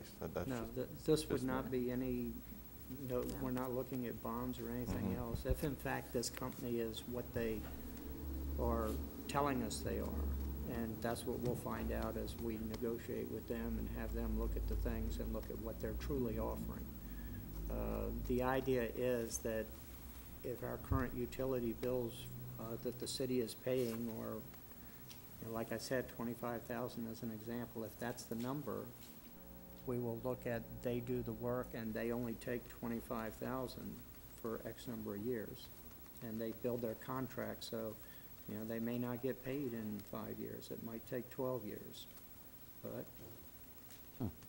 that's, if they're willing to do that, I think that's a very positive thing for the city to get an update. Is the ROI just utilities, or is it your whole program? Is the ROI going to be aimed at your internal needs? Because that does have something to do with the feasibility, because that's your ability to pay back these commitments. Yes. So and you've been good people, but I'll just caution you, watch the assumptions on the ROI. Trust me, I've done a lot of government contracting, and I'm very aware of assumptions. Yeah. that's why we would like to just, bring them into Hagerstown, have them look at the ice rink so that we can actually start where they can give us some real numbers and say, this is specifically what they would propose to do, specifically what it would cost, and a specific, schedule of how it would be paid back. And I think Rodney needs to be in this equation. Sure. And understand absolutely the way it's laid out and what the assumptions are and so forth. Any other comments from the council? Questions? So okay for us to work on the extension, we'd be back maybe April, May, Rodney? Yeah, with some, I think the sooner the better. Some drafts. And it's been said, but we did have rocky roads at the ice rink for many years, and Kim and Jim truly deserve credit for getting us on stable footing. Yeah. Get some of that garden trim stuff and just put it in a circle, and you run a garden hose in there, you got it. That works when the weather is good and cold and everyone's trying to get into the ice rink. We've actually been asked to freeze the outdoor ring a few times because of Zamboni issues and trying to get it from one place to the other. So. Yeah. Thank you very much. Thank you. Thank you. I think we should take a 5-minute recess. Good idea.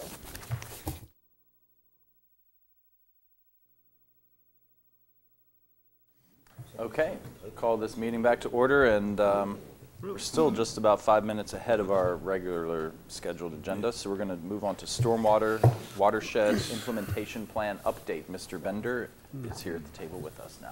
Thank you.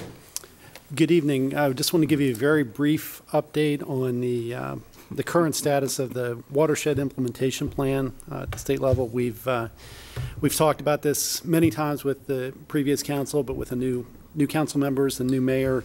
Just wanted to give you an update of where we're at. Just very brief background. The Chesapeake Bay has been in decline environmentally for, who knows, 100 years, at least in the last 60 years when people were really paying attention to it. And it's gotten to the point where it got to the point in the 1990s and early 2000s that a lot of lawsuits were raised over the conditions in the bay. And particularly over the past 5 years, the Environmental Protection Agency has stepped in and said steps need to be taken to improve the health of the bay. And what they've done is basically put the bay on a pollution diet. They've set out limitations for how many pollutants can be transported through streams and rivers into the bay. And as part of that diet, they've come up with a deadline that by 2025 all of the states that contribute pollutants to the bay are supposed to reduce those pollutants down to a level where the health of the bay is supposed to come back. And their plan for doing that is they told each of the states you need to come up with your own individual plans to accomplish this. And in Maryland, they broke it down by counties, and each county was supposed to come up with their own plan, how they were going to reduce pollutants, meet these goals. So since February of 2011, Washington County's had a group, a team that's been working on this issue, trying to come up with ways that we can reduce pollutants here and help to meet our goals. And as part of that process, we were required to come up with milestones or action items at different time intervals. The first interval was from 2011 to 2013, and included in the memo are some of the milestones that the Washington County team put together, things that we said we would try to accomplish by 2013. And in the city's case, some of the things that we said we would do are things that we're already working on. Street sweeping, tree planting. We have also looked at doing a couple new things, and one was we obtained a grant from the Chesapeake Bay Trust to start doing some stormwater retrofit studies, and the council authorized us to move ahead with that in December. So we are moving ahead on that project. And there are a couple other initiatives that we may look at later this year, an urban nutrient management program to try to encourage people not to use excess fertilizer on their lawns, some other things like that. The big problem, as we've said before, in looking in the memo, you can tell is the Washington County team did some cost estimates of what it would take to actually meet these 2025 goals. As a county as a whole, the estimated cost was about $1.1 billion would need to be spent by 2025. And the city's share, just to deal with stormwater issues in that same time frame, was about $210 million. So that's basically our whole CIP budget, taking that amount of money and spending it every year for the next 12 or 13 years just on stormwater issues. So we realize that that's not, that's not very feasible, not likely that we're going to be able to do that. But I guess at some point we really do need to think about how, whatever our program is, how would we go about financing it or funding it? Because there are not really line items set aside in the CIP budget to deal with anything of this magnitude. One thing to look at would be potential state or federal funding. They recognize that they're putting some tremendous burden on local municipalities to try to deal with this situation.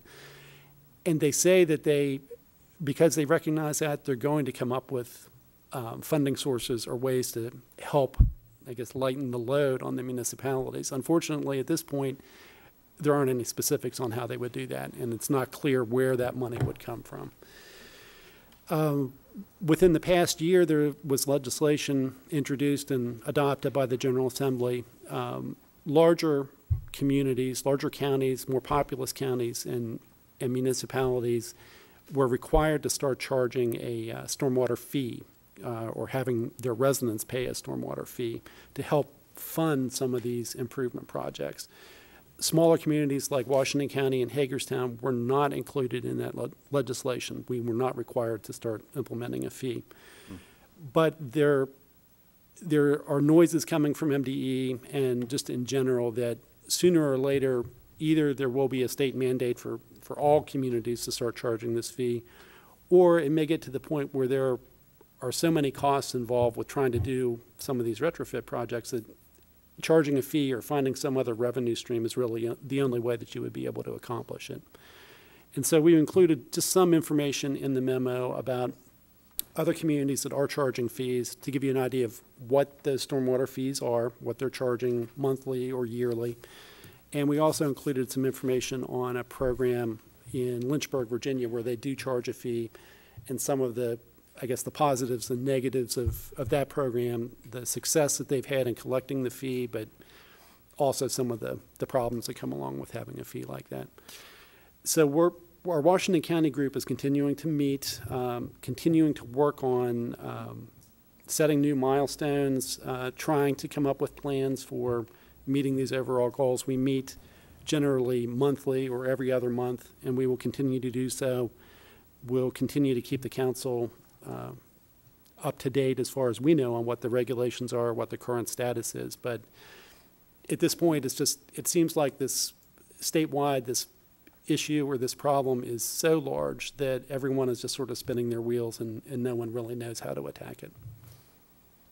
So I'd be glad, try to keep that brief, but certainly be glad to answer any questions or go in more detail on any of these issues.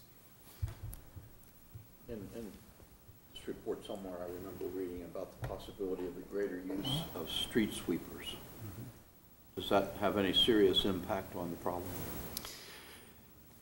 Well, the computer model that EPA uses to analyze and determine what the environmental health of the Chesapeake Bay is. Sorry, can't you speak? That computer model that EPA uses, in it, you would get credit for street sweeping. It does, in their mind, reduce pollutants by, instead of having dirt or pollutants that would normally wash into the storm drain system and then get into the river and down to the bay. Instead of that, the sweeper's collecting it, vacuuming it up, and it's taken to the landfill or some other disposal facility. It doesn't directly go into the bay. So they do credit you for street sweeping. The problem is in Hagerstown, we have a fairly complete street sweeping program, and you don't really get credit for sweeping more often. They look at basically on a monthly or yearly basis. So we will get credit for it, but it's not like if we bought a second sweeper, we would get twice the credit. What would we be spending $210 million on? what would the improvements actually consist of? Well, in the model, to come up with those estimates, we tried to figure out different scenarios, different things that you could implement to try to meet this pollutant reduction goal. Part of it, if I remember, was planting 80 acres of forest somewhere in the city. And then we would need to build a series of stormwater treatment facilities to treat the runoff from these parts of town that really don't have any treatment right now. So that could be a series of large detention ponds, or a number of different sort of treatment facilities that could be built. The problem in Hagerstown, like it is in any established older community, is the places where you need to build those facilities are places that are already developed, or they're densely developed, like the core of downtown. That's the place that needs treatment, but to try to find the land or find the space and actually build something is a real issue. So there are a number of different things that we could try to implement, but the cost to do those in the areas that's needed is really one of the big stumbling blocks. What about, I've always talked about this idea that we could reopen up some of these waterways, these watersheds that we have here in town. We have Town Run, we have Marsh Run, we have Hamilton Run, all of which lead toward the Antietam Creek. I don't know what stormwater facilities you're talking about that don't get treated currently. What particular areas of town are you talking about? Well, for example, if we talk about Town Run, that eventually ends up down by Municipal Stadium, empties out down there. The watershed that contributes to it is basically this whole all section of downtown, right? Of downtown. And there aren't really any treatment facilities anywhere here in the city center area that collect that runoff and treat it. So any pollutants that are coming out of sort of this downtown area, I'd say, I don't have in my mind, I can't really think of what the boundaries are, but let's say up to where Potomac Street and Potomac Avenue split at Oak Hill. Basically anything south of there in the sort of the city center area, all that runoff is going into that Town Run system. So you've got this huge area of dense development, doesn't get any treatment, and it ends up basically just dumping into the Antietam without having any sort of So one option might be then, if we're looking at a master redevelopment of Hagerstown, especially in the core and out towards the east end there, wouldn't tearing up Town Run perhaps, I know part of the Marsh Run proposal that came through several years ago was that they would build sort of what you're talking about, is these detention ponds or retention ponds that would sort of naturally filter out some of these pollutants while also at the same time creating a public amenity. Is that something that the city could possibly look at as a strategy to approach not only making more and better use of the waterways that we already have, but also meeting this strict guideline or requirement the state has? Yes, and I think that's one of the strategies that the state is encouraging. They're encouraging municipalities to look at opportunities to do that. In this computer model that they use, you get the most benefit in that model by removing impervious area that's out there. They would love to see excess parking lots, buildings that aren't being used, impervious surfaces that can be removed. They would like to see those gone. So if there are opportunities to remove impervious area and build an amenity, a public amenity that also helps with the stormwater treatment, that's exactly the type of thing that they're looking for. One of the problems is when you're talking about like Town Run, it's got such a big watershed to effectively do treatment on that, you would need a lot of area, a lot of land area to build a facility big enough to really do that. So, no, your idea is exactly what because there's all kinds of other waterways around there, there may be some way to engineer a system such that you could possibly do. I mean, with Carroll Creek, I mean, that's sort of what I think of as the closest model for how you, well, they were doing it for flood control, but basically the amenity that they have is just like a little bit of water that's kind of skimmed off the top. And so I don't know, have you heard of any funding, probably from the state or the federal government, perhaps for demonstration projects or for municipalities like Hagerstown that are so not overly, but older urban developed communities to do these kinds of things? Have you heard of anything like that?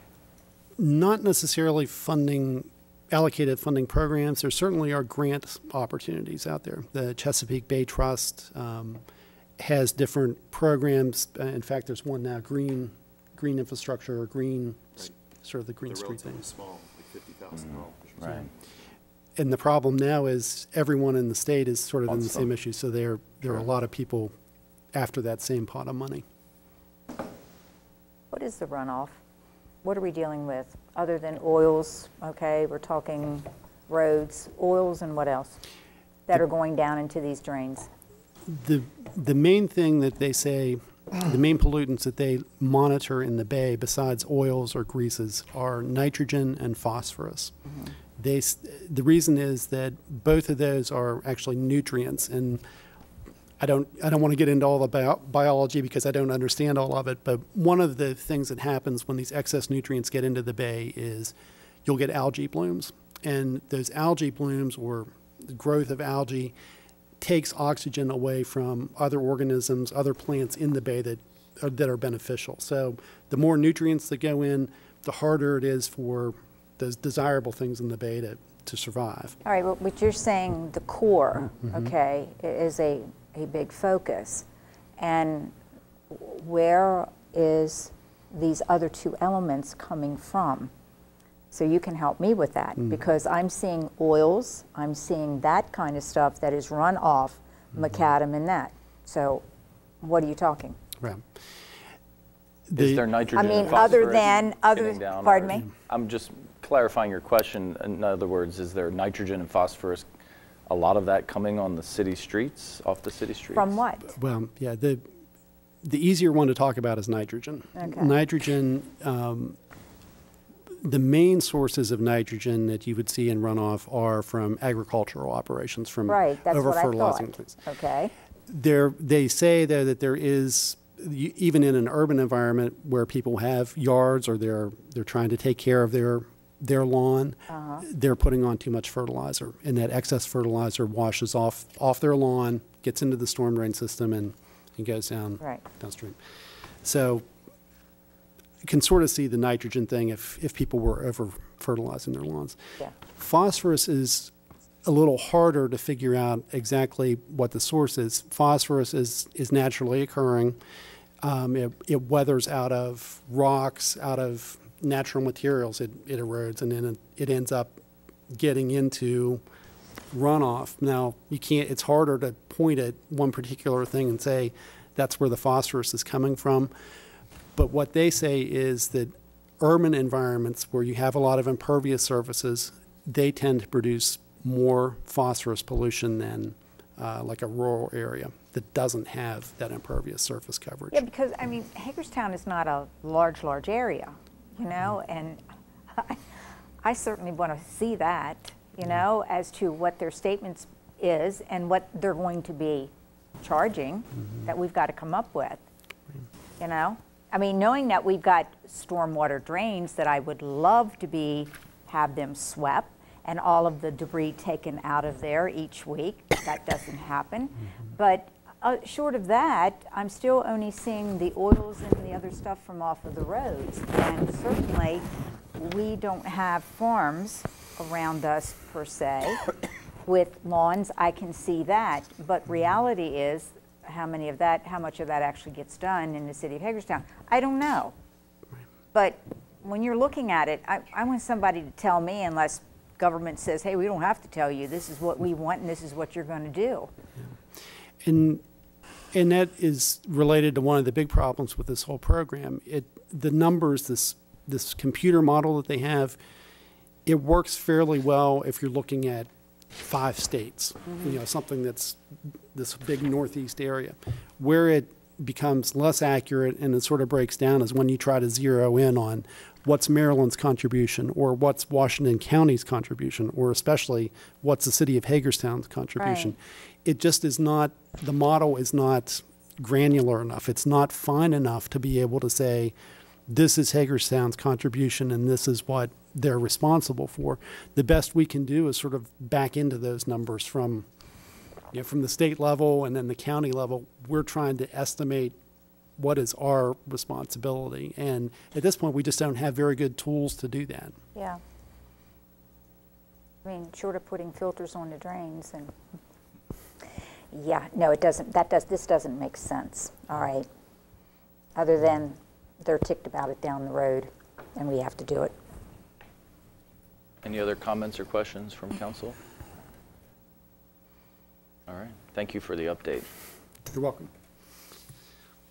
I'm assuming that we're not going to be entertaining any type of stormwater fee, utility fee for individual property owners this upcoming budget. And we took that out of the budget in the Okay. projections for the coming year. All right. And a year ago, we had one in for half of that fiscal year, but we took that out. Yeah. Any other questions? All right, thanks.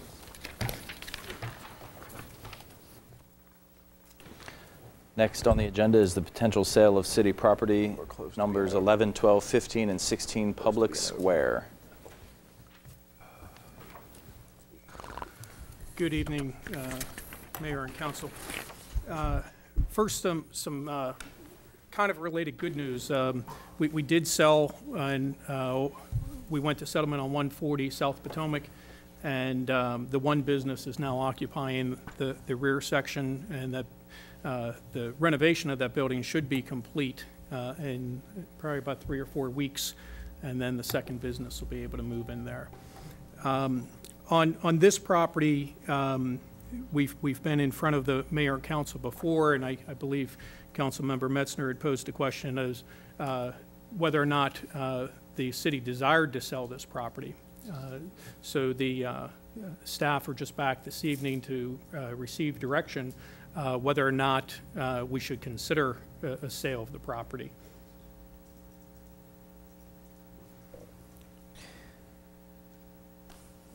Who seeks to be recognized? Yes. Mr. Metzner. Yes, you're okay with it? Metzner's saying yes, sell it. Yes. How about you, Ms. Nye?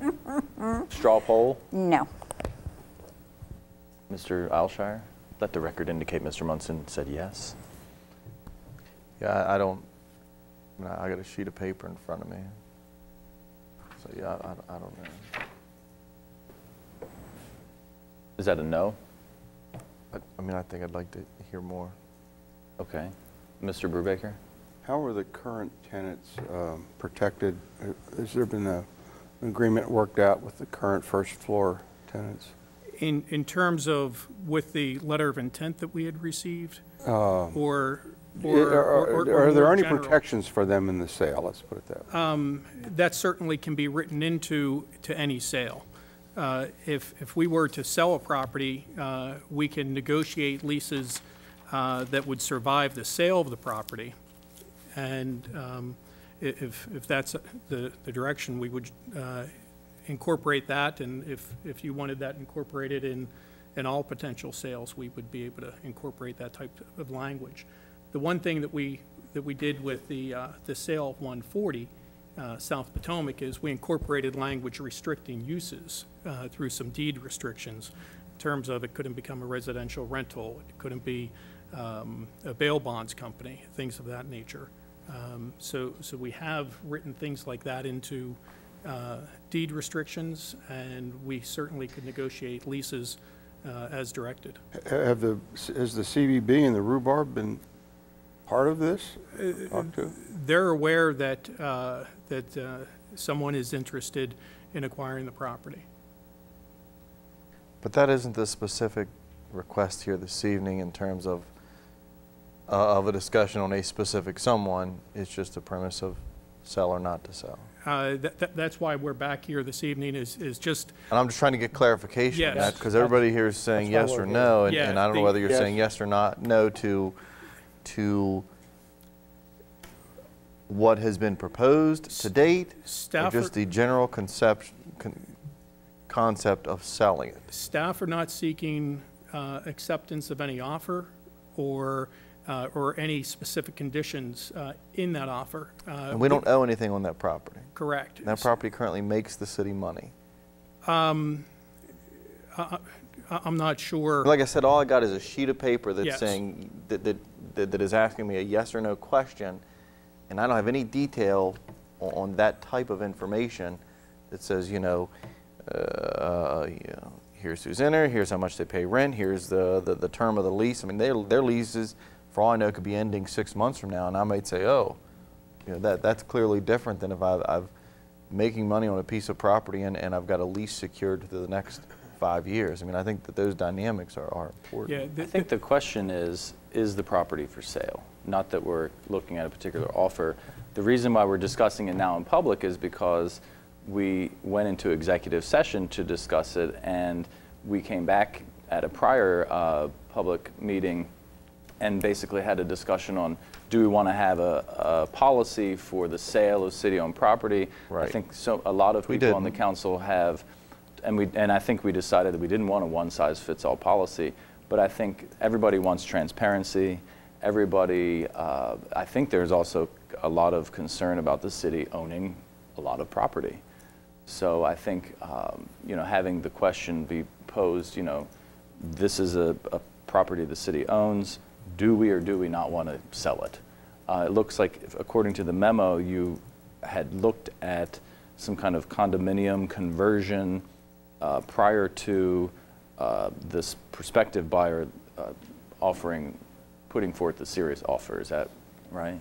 That's correct. And the way this started, we were approached by a business who was looking to buy an office condominium. And at the time, the second floor of this building, where the Civil War Preservation Trust used to occupy that space, that was vacant. And we had plans for moving the inspection staff out of that building and bringing them back to City Hall. That's been done, so now 2/3 of the building basically is vacant. The office suites are vacant. But that's how this all started. People were inquiring whether or not we had any space.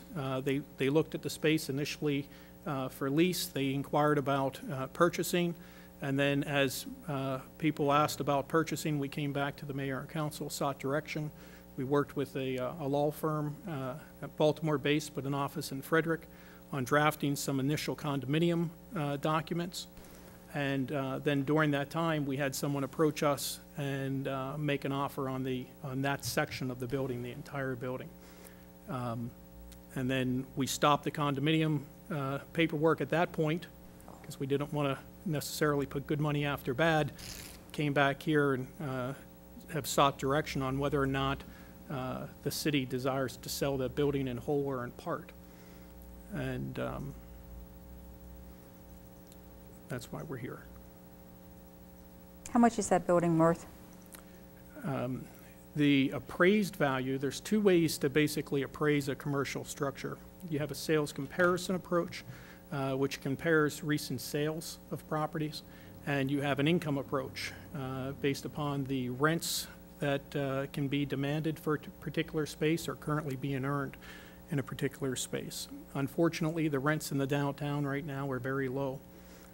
Rents in the downtown are ranging from the low of $4 or $5 up to $10 or $11. The exception to that would be in Bowman's development, which that development on South Potomac would probably be the only real Class A office space that we have in the downtown.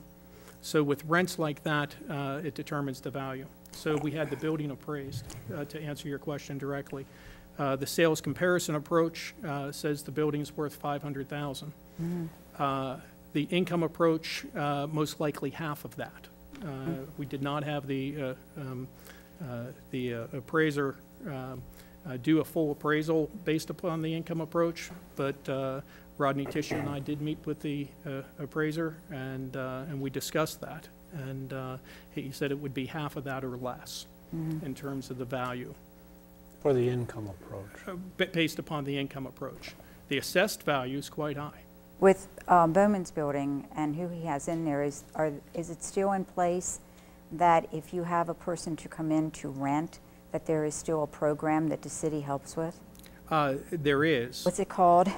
It's the Upper Floor Rent Relief Program through Yes. PEP, Yeah, through the Partners in Economic Progress. right. So reality is that if Bowman is getting this, then, you know, he still is basically where we are at with rent. Most likely, yes, ma'am. Correct. Is there, you said the assessed value is pretty high. It is. The The assessed assessed value is value. about 1.2. So but currently, because the city owns it, there are no taxes collected on that property, I correct? believe we pay ourselves some taxes because the rhubarb is a taxable entity, the rhubarb house. So for that space, there's a separate account. Michelle could probly weigh in. But we're still paying on- ourselves. Yes. It's not Yes, but coming in. I mean, it's just Right. one fund to another. Right. And it'd be good to get, especially since we're looking at other places to show we can turn them over, you know, and resell.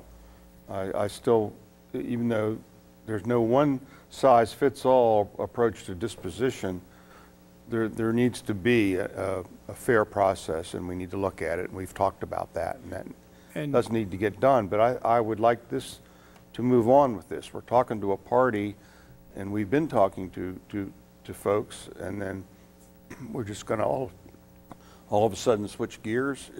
So I think we should move to sell. And I agree.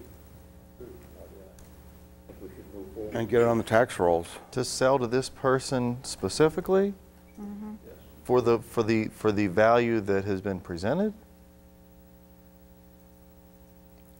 I don't think that's the question on the table. Well, but that was my first question, and now what I'm hearing is we're going from, yeah, we're going to generally agree to sell it, or there's a majority that agrees to sell it, to we're going to sell it to this specific individual, and my question is to this individual and for the amount that has been proposed. What staff would recommend is that we reach back to the person who's offered a letter of intent and then come back to you with the final offer, and then this body would weigh whether or not that's the offer you want to accept on the building. I thought when we had our last conversation, though, that the direction was in situations like this that we would reach out and say, we've got a piece of property that we have agreed as an entity that we no longer want. We're going to put it out there for sale.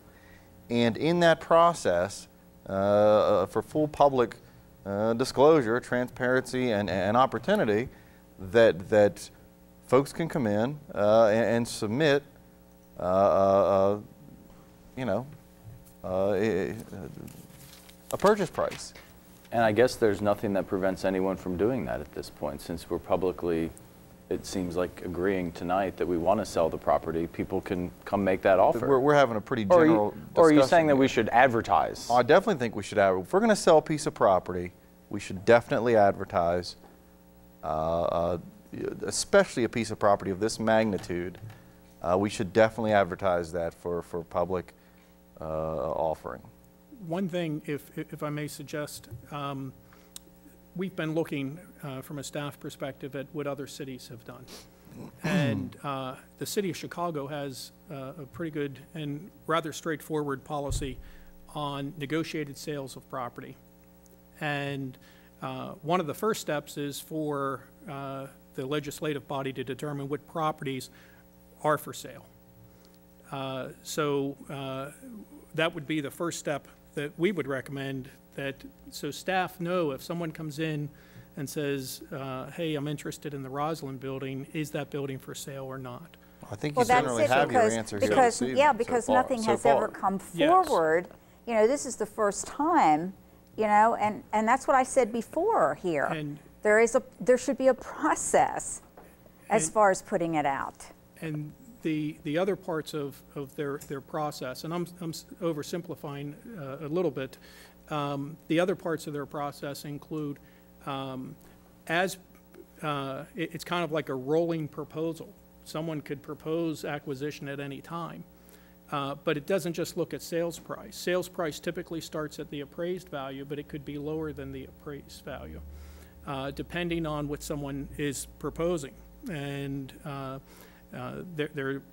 it would be a staff committee that would review proposals, and if it were a proposal based upon the prospect's ability to either renovate if it's 170 West Washington, their history in being able to put together a project and carry that out, and what the end use would be.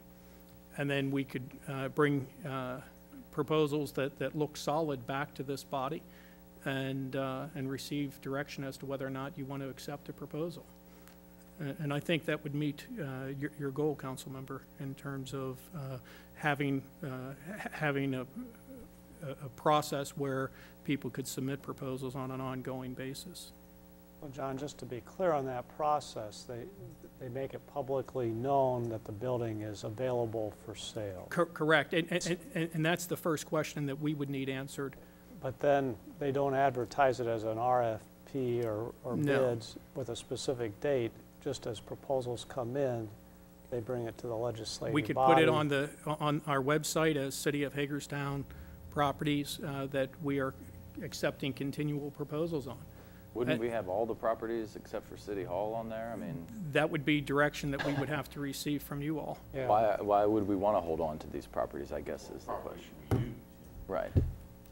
Or like the Roslyn building, I mean, is very sparsely occupied.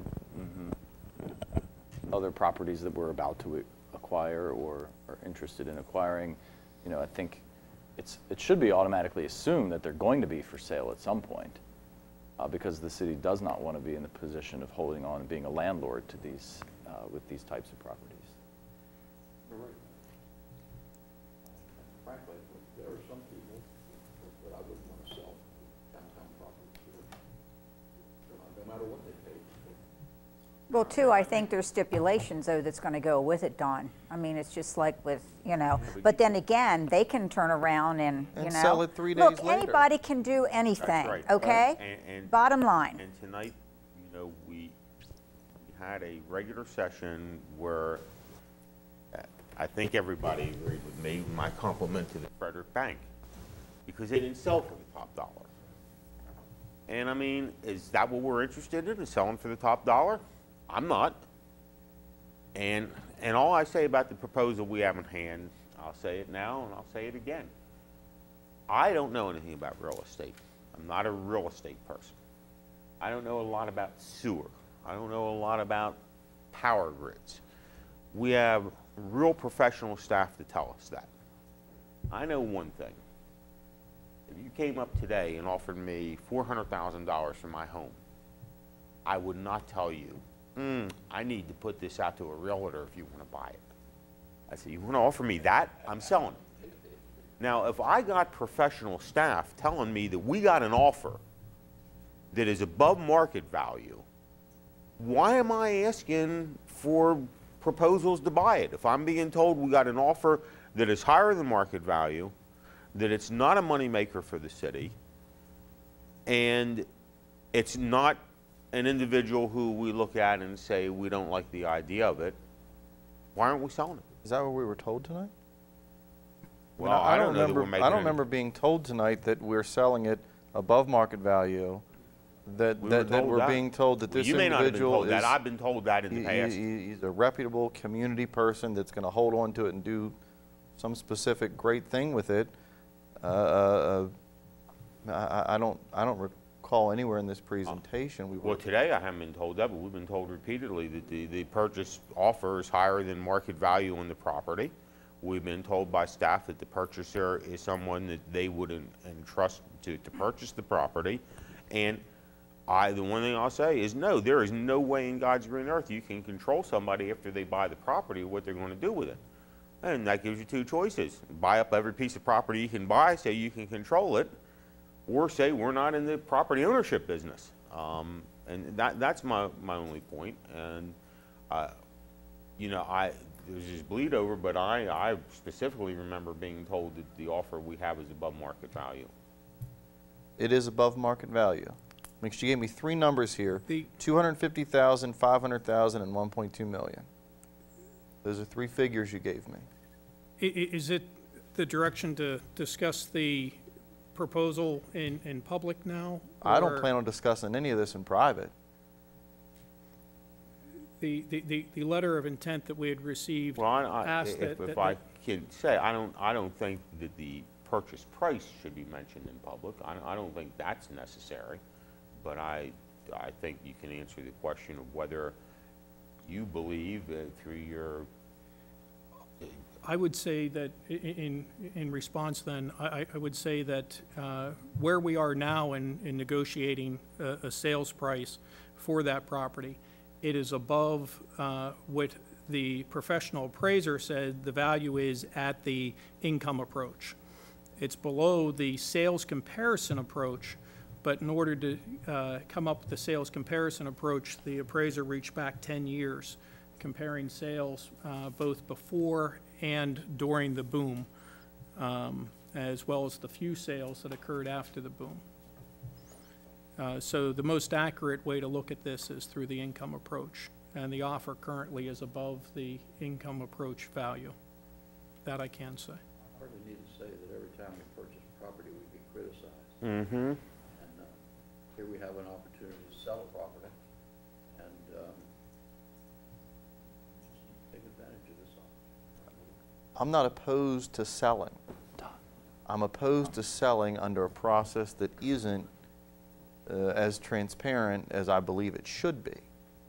I got one person making one offer on a piece of property without any public process whatsoever involved in that to ensure to the public's trust that it is at arm's length, that it is vetted properly, and you guys can do what you want, but I'm not saying there. what you do, but I mean, if the decision is to put it up for open sale, I don't have a problem with that. We need to do something though other than discuss it to death. I mean, we did that over here on you know, the Academy Theater property and a number of others. For sale for 30 days and seeing if we get a price that is higher than the price that has been offered. I mean, I don't have a problem with that. But I mean, how long are we going to advertise it? I think that's the decision that's got to be made. If we aren't going to sell it to this person, when do we advertise it? How do we advertise it? And for how long do we advertise it? And then ultimately, we have to make a decision. And council member, I appreciate you saying you won't discuss this in private. But what happens if we get 4 offers? And what happens if we're become the Frederick Bank, where we get an offer that is higher, the highest bid price, and we look at the person who is going to pay that price and gag?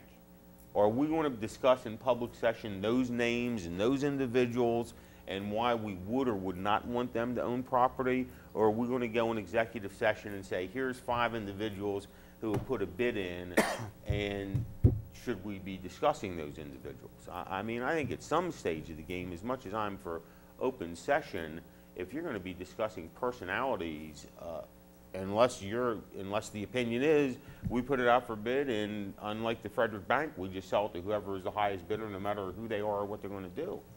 I think at some time you have to have that discussion in executive session. You may not have to have it if we don't have any more than one bidder, or if this person ends up being the high bidder. But ultimately, I think you will agree it's conceivable that if we're going to discuss personalities, we would have to do that. Yeah, I have no problem discussing in a public setting, saying I'd like to sell to this individual if they're number 2 or number 7 on a list, and not having not feeling compelled to make any explanation whatsoever why I don't pick number 1. So it sounds like that there is consensus anyway, at least a majority who think we need to sell the property, or that it would be okay to sell it, not agreeing to any particular amount. If the staff, I think 30 days is an appropriate amount of time to allow people to consider making an offer to the city. I don't know what kinds of advertisement you would do. I'm assuming you're not going to put it in the hands of a realtor. Because if you put it in the hands of a realtor, you're going to sell it to the high bidder. Put it on the internet. And well, I don't pay a commission. Well, exactly. So Sure. I think we put it on our website and decide whether we want to do any other type of advertising. I agree with that. And let's don't forget, downtown isn't the hottest market around. And we're lucky to have this offer. If I may. It's getting hotter though, Don. A follow-up question. It will. Would you want us to also look at 36 to 40, where we're currently undertaking the artist housing project, to advertise that we have an out, with the stipulations that it's to be artist housing, and see if there's someone interested in buying that product. May I suggest that we discuss the property we just discussed, and that we put on a work session all of the other properties that we own in this city that we don't actively use in our own operations, and start, we don't have to do them all in one night, but start going through. Then we, you know, it's not quite so simple, Lucas. Then are we as a elected body going to look at every proposal that comes in? I mean, what's the time frame? What is the thing? What is the condition? Right, what are the stipulations? Depends on what properties we decide. That's what I said. I don't think that it's as paramount for every single piece of property, but this clearly is a property of different circumstances and settings. I said every single offer. Somebody makes an offer for one. We put 5 properties up, and we get a dabble. Somebody puts in a lowball bid in March. Does that have to come to this body? No. No. Well, who eliminates it? I'm confident that staff can eliminate it. I don't need to hear I somebody don't offer. do that confidence. Well, then, I mean, they distribute it in writing. I'm confident, but I don't hear it with others. I don't know. I just don't think we have the process that's quite so simple as it all sounds. No, I agree, Martin. That's why I'm saying I don't think. And I'm for a process. I said that earlier this evening. Right, and I don't think tonight's the time to figure out that process. So I think the question is, this singular property is the property that we're talking about, and I guess another way to put it, maybe even a better way to say it, if we put this property up, offered for sale, and we do not get a bid that is higher than what the offer is today, don't we have to address this question right now? Are we going to sell it to this person if that's the high bid? Because if we're not, let's stop this right now. But if we're going to say we're going to put it out, we're going to advertise it, and 30 days from now, this person who's made the offer is the highest bidder, are we selling it? Because if the answer is no, then I don't know what the process is and where I want to go. Well, you clearly have 3 that have said yes. And I didn't say no. What I said is I got a single sheet of paper. Okay. It doesn't tell me who's in there, what the rent is, what the lease terms are, and I understand if the building's that, paid listen, off. One thing that I understand. Does it come with parking? One thing that I understand is that you were not on the prior council when we did have some executive session meetings about some of the tenants in there. Well, we had a meeting on this. And we had open meetings, I guess, on it too, on changing leases and doing things. But I don't disagree with what you're saying. I'm not asking you to make that commitment. I'm just saying we've got to make those decisions, though. Well, in doing the flip too, it's a matter of when you're selling, and that's not making provisions to do this and to do that in order for the person to buy it. Why should we be putting more money into it if that is a stipulation? I mean, it's like, you know, any other holdings that we have, you know. If down here at the Roslyn, somebody says, hey, I'd like to buy that for X amount, and then they come back to you and say, well, you know what? I'd like for you to do this city and you do this city, then where are we at? You know, we're looking at an amount here. If we have to go in and take care of something, then that amount's going to dwindle as to what he was offering. It's going to be so much more taken out of that money. So we're trying to keep it where it's at, all right, as in the $250,000 range. And if this person says, I want you to do this, this, and this, then what are we losing? I mean, we're flipping here, you know, as you said, because I see this now as a movement of selling this and then looking forward to selling more. And if you do it, if we do it, okay, we certainly are going to be asked, I feel certain, that city, then this is what I want you to do, okay? We'll have to, you know, we'll have the option of denying it. Well, it sounds like there's clear, maybe clear as mud, but clear direction as to the city council wanting to dispose of this property in particular, and that there is interest in putting together a list of all the properties that are possibly up for disposal, especially since we have sort of a pipeline now coming through of certain properties. So I think it's good to have a public process. I think it's good to have the transparency. I think it's also wise that we negotiate in good faith with people. You know, if people have offers, I think they should come forward. I don't think we need to spend any money on advertising or acquiring realtors or anything like that to dispose of this property, but I think I definitely recognize we're in sort of a quandary here because we want to stop acquiring property and being a developer as a city, but at the same time we want to responsibly dispose of our property. So I appreciate the dynamic tension that is this process. So is that clear enough for you, Mr. Listician? Yes. Well, if I could just, are we still going to advertise it for 30 days on our website and on the TV? I think that's appropriate. Comfortable with that, and then Yes. we'll be back in 30 days. And we'll communicate that back to the party that submitted the letter of intent. And we still haven't approved any proposal, and if there's any conditions, that's going to enter into it. Yes, sir. Is there a That is potential buyer willing to wait that long? I'm not sure, sir. We'll reach out to the buyer tomorrow, the prospect. And at some point, could you please, because I'll forget this, that's why I'm asking you now, 140 South Potomac. Yes, ma'am. Could you please show me what we paid for it and how much we had in it and what it was sold for? Our total into the property, including all improvements, was $105,000. We sold it for $105,000 to be forgiven over a 10-year period, provided that all the conditions were met, to include a renovation of the property where they were investing at least $250,000, as well as the use restrictions over that 10 years. Okay, it's a 10-year frame. Right, and they were required to invest and restore the property, not just.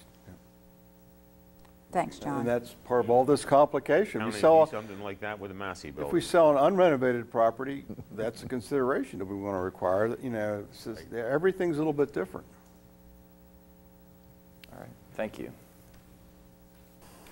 The next item is the strategic property acquisition and preparation for sale of 4353 West Washington Street. As I attempted to lay out in the memo, staff started looking at this last spring.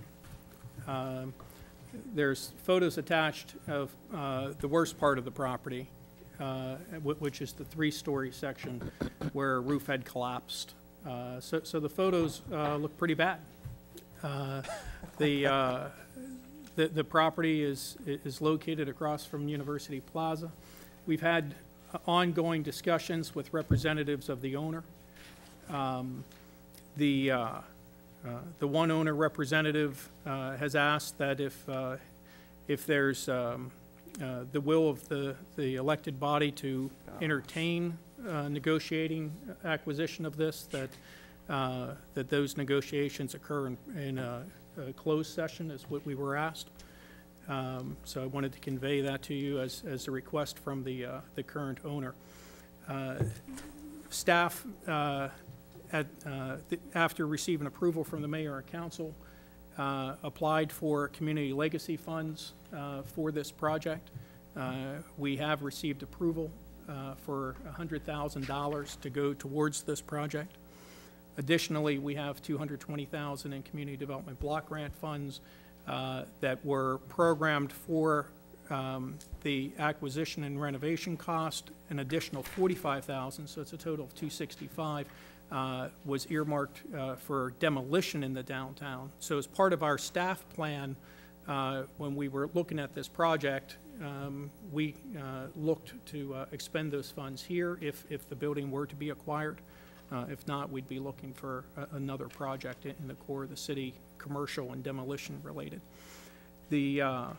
From a staff perspective, we would conduct a facade improvement as well as improvements to the storefronts, creating some sort of an access point to the rear of the building. I think it's very important to note that Potomac Bead Company is one of the last retail establishments we have, and they are very vibrant, and they're located next to these 2 vacant storefronts. I would imagine that can't help them. We would work with them to negotiate a lease to make sure their continued viability in that location prior to posting this for sale.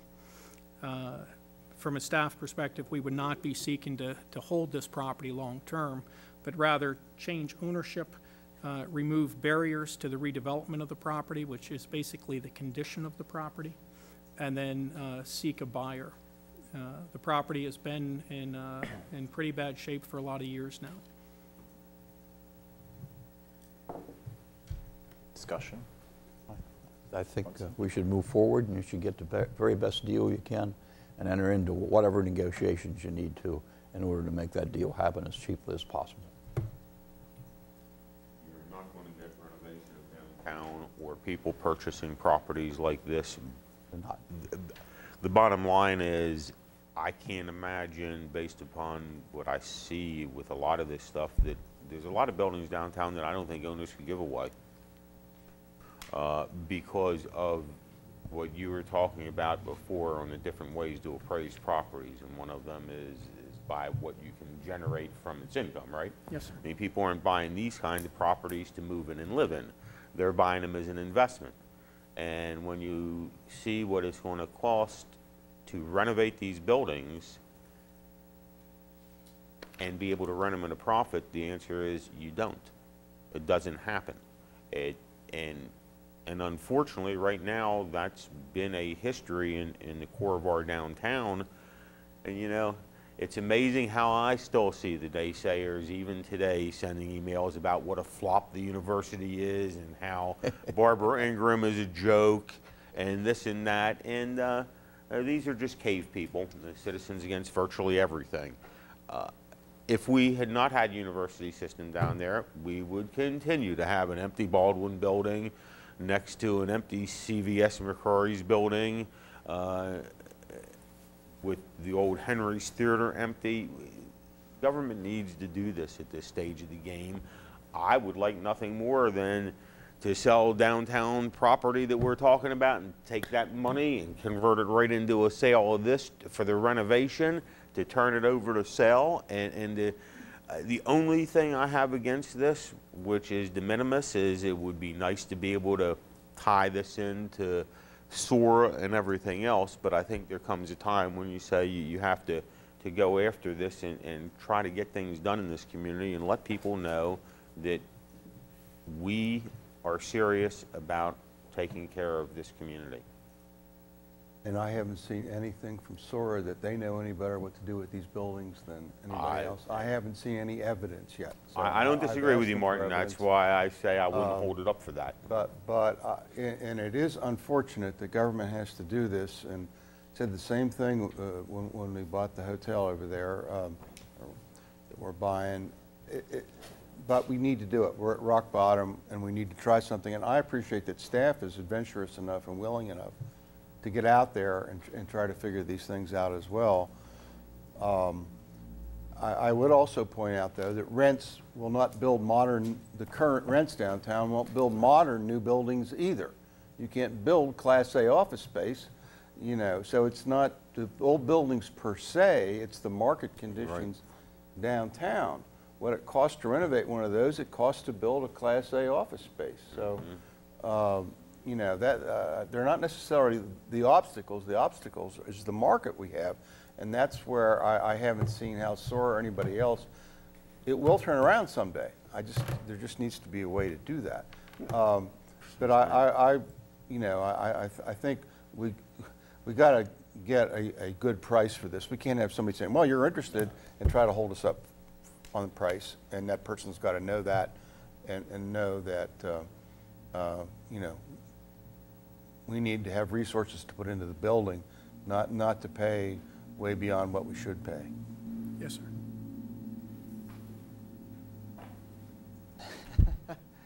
These pictures are interesting.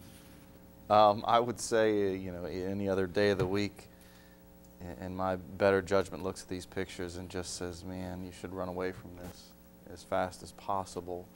I would say that unless I'd never seen the Baldwin House in its decrepit condition, I would be doing exactly that. And, you know, folks are going to hear this anyway, and I'm going to try and get it out here in a minute or under. But for me, this property and its location in Washington and its proximity to the university and, its location between the city governmental offices and the county governmental offices is a strategic location. And Lou's right, no one's ever in their right mind going to come in and offer, you know, a value for this piece of property. But it ties into a couple of other buildings that I think are just as strategic, and I don't, as a member of the council, you know, intend to own this in perpetuity either. So I know, you know, folks talk about, you know, Board of Education, and, you know, to me that's always been sort of a next logical step for downtown. I think that this area provides some opportunity to that effect. You know, I know there were ideas about location in downtown. Is it tied to sort of, you know, future parking decks and things like that? And so I do have a vision for this street. You know, it does include some of those components, and these properties are part of that vision. You know, if we don't have it, 5 years from now, we're going to be sitting here looking at this property, and it's going to have 2 roofs caved in, not 1. Yeah. And I think that this also gets to the point that I've raised a couple of times now on assets and liabilities. And while I see the larger structure, you know, of these couple of buildings as an asset, you know, an architecturally sound structure and an asset to the strategic location that street block offers, and opportunities for, you know, for educational expansion it offers, that this decrepit building beside it that happens to come along with it is a liability. And in order to secure that asset, you're going to have to also secure and address that liability. And to me, you know, this project, this piece of the property screams demolition. And I know folks don't like to hear that, but you know, I think it speaks to Marty's point that there's no way you look at a piece of property like this and, you know, and say, you know, it is cost effective for salvation. But the last point I wanted to make was a point of transparency. You know, I understand and I respect this property owner's desire to want to do these negotiations in private. But here's the reality I face as a public official. Number one, most of these records are public already. I can go and find out who owns this property, and clearly you can determine then who we're negotiating with. And number two, you have as part of a public staff proposal, and I'm not opposed to it, but a number of pictures that I've got to then go back and explain to the public, you know, with some credibility, the reason for purchasing a property that is in this type of condition. And so for me, those couple of things don't lend themselves to any logical reason why I would want to enter into, you know, private, you know, discussions on that. Fine, if staff wants to go have those private discussions with that individual and come back and convey that information to me, but you know, I don't have an interest in that, because I'm going to have to explain that at the end of the day, and most of that I can explain as already being mostly public knowledge to begin with. It's just a matter of getting from that point A to that point B. And I think in most cases, arguably, if you are open with the public, as open as possible with taking those steps, while some may not agree at the end of the day, there's at least a level of respect and honesty in that approach. Yeah, the pictures are bad enough, but if you go down and look at it through the windows, it's disgraceful. And indeed, if I had a child going to the university downtown, and I went down there and I walked around and I looked into those windows, that would really discourage me from having my kid go downtown. I think that's important. In addition to that, there's some changes that'll be made behind the building, correct? And section that we're proposing demolition. Right, and those areas are disgraceful too. And frankly, we have the School for the Arts, which backs up to that, and the Maryland Theater, which backs up to that, and this would really improve them and the neighborhood if we move forward on this thing. But again, the property owner is a large property owner, and I do think that there's a chance where you could do some real wheeling and dealing and get this price down. So The question is, do we want to do that wheeling and dealing in open session, or he's do we dealing. want to? No, when I sold a property recently, I didn't want to do that wheeling and dealing in public. It was my property, belongs to the property owner. I didn't bring the proposal back here, and then we'll decide if it's good enough. The proposal is to as I understand, is to renovate the front facade and the storefront. So you're saying basically the front facade would stay and everything behind that would get demolished? No, sir. Okay. There is a bump out. Actually, it's on the western side of the building. I think I know what you're talking about. That's a 3-story section. That needs to come down. Staff have evaluated it along with an architect, and we don't see saving that section of the building. But the rest of the rest of the building is salvageable, including this area where the roof had collapsed. Well, and for me, at this moment, I don't know about anybody else, but for me, it's just about securing the properties. I mean, I understand there's these ideas of tearing this down and moving that over there and saving this and that. But just speaking as one member, for me, it's about securing the properties for bigger and better things. Clarify on the storefronts, though, again, what you're saying.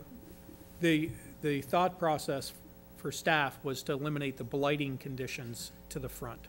And so we would do some restoration work on the 3-level building where you have the 2 glass storefronts to actually renovate those storefronts.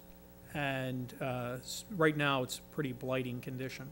And then do some interior work, most likely building an interior wall prior to that shall we say, a garden area where it's open to the elements, to actually build a new wall there, making a very small storefront space, a space that could be used just as a very small space there. I think what's good is that at least they're thinking about it and have a plan, and I'm, you know, we'll have to see what the price is and all that. We're not approving that plan tonight. We're saying go negotiate for the building. To secure the properties. Right, and we can, Understood. at a minimum, we'll secure the property, and then we'll consider what grant funds and what other things we have to put into it and where the most value added will be. You know, these types of things that John's talking about. And if our collaborative downtown partners have ideas that we'd like to share in the process. Right. Once again, ultimately, the recommendation is then to advertise it for sale. Yes, sir. Not retain it for a city project. Correct, sir. All right. So, okay to move forward with the... Sounds like there's general consensus to do that. Okay. Is there, just for clarification, is there any desire to have a discussion over acquisition cost or those negotiations in an executive session? I think we have one no. Chris, I don't want to make any assumptions, but we could go around the table and take a quick poll whether or not there's an appetite for executive session. Mr. Metzner? I would not be opposed to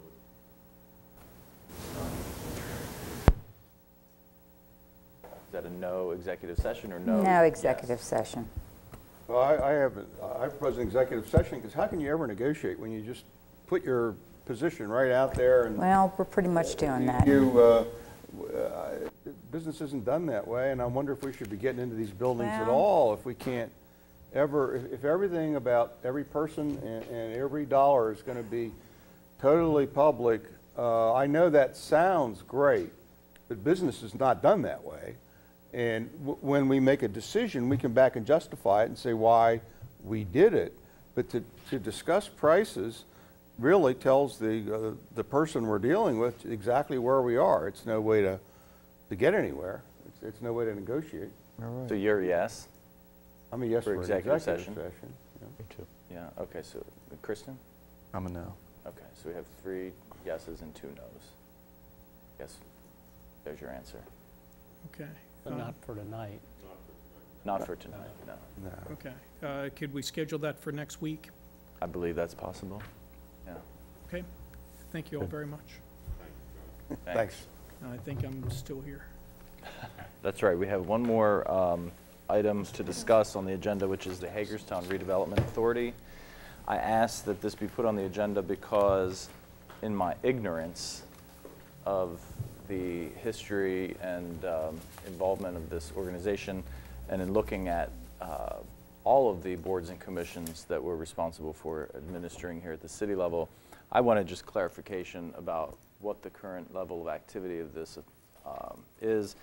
In discussions with staff, I think that it's a misnomer to call this a Hagerstown Redevelopment Authority, since really they don't have anything to do with redevelopment, and that the authority that they have is mainly in improving loans. So if maybe the staff could explain more about what the role of the Hagerstown Redevelopment Authority is.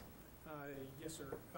They're established in city code, and it, in Section A, it talks about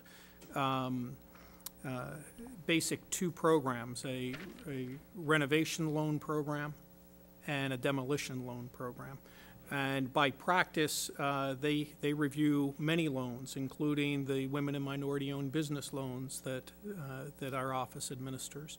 And so staff go through a process. We do some of the underwriting in that, and then we take the loans to this board comprised of financial folks, and they make the ultimate decision in whether or not a loan is approved or denied. That's the process. So it is a misnomer to refer to them as the Redevelopment Authority.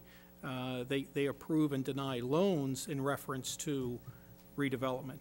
Section B is some ambiguous language that talks about whether or not, or that they have all the authority granted by the federal government. Well, the federal government doesn't grant any authority to the Hagerstown Redevelopment Authority. So I think we have some language to clean up there. And we've discussed this with City Attorney Mark Boyer. And it would be staff's recommendation that staff work along with the city clerk, Donna Spickler, on looking at this language for this board and coming back with some proposed edits to make it clear what their intended role is. Based on their current function. Yes.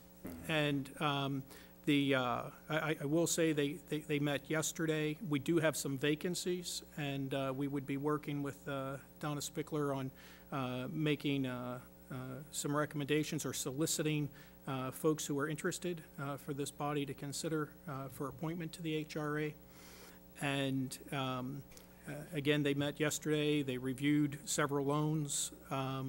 They also talked about the need to update some of the loan guidelines.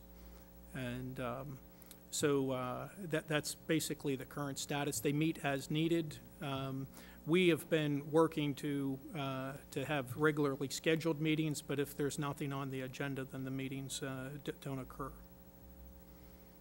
Would you say the 4 people who are listed on the memo, they're all active? They attend meetings? Mr. Metz on the list, he recently took a position in Pennsylvania, I think Chambersburg area, and our most recent communication with him, he indicated he may not be able to continue just because of his new job. He was formerly with Susquehanna Bank. Okay. But everyone else at this time is still active. Mr. Catlett, Mr. Bertner is an alternate, and Mr. Stahl, they are all active. And it's important to note, too, there are 2 vacancies on the board, and the 3 of the members that are currently on the list, one of which is Mr. Metz that you just mentioned, all of their terms expire on August 1st of this year. So I think this is a good time to look at this body and what they do and how we want to redefine it as we move forward. And the reason I think it's important is because as we talk about a master redevelopment plan vis-a-vis something related to SORA or anything else, we just want to be clear about exactly what this particular entity has to do with that, and it seems like it would not. So I think different nomenclature would be appropriate, and I appreciate you taking a look at the language and coming back with a updated proposal. Any other questions or comments from City Council members? All right. Thank you all very much. Thank you. All right, we are Just about on time for the city administrator's comments. None from me this evening. All right. Mayor and council comments.